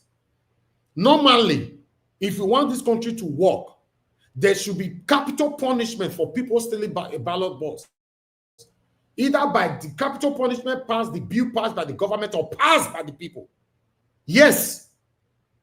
Anybody stealing ballot box, I repeat, and I will not retract it. There should be capital punishment for it. Either the bill passed by the government or the bill passed by the people. If you cannot digest it, it's left for you. Not be my fault for that one. Then we are not going anywhere. But the hypocrisies amongst us is too much. Many of us that were happy just now, right now, many are still hypocrites. Especially the day you will touch on the tail of that person they like or their favorite. That's where the problem lies. You see, we'll be talking about budget since, Tinubu regime, or maybe Tinubu, the budget 2025, blah, blah, blah, blah. Did you see anybody call on this show to advise me? Oh, Mr. Najawa, let me advise you. Now, Tinubu matter they talk for yes, is be careful. Did you hear it? The day you will touch on their tail, you not see advice go full everywhere. That made that satanic, idiotic element telling me the other day, may he advise me. Who born you to advise me for this platform? Who tell you you have the right? You that are supposed to be blocked on earth and in heaven, you are coming here to advise me. When it comes to our mama, our papa, we want to advise, we become an advisor. That's why we are where we are. The problem of the country is more of the people than the government. My people, good night.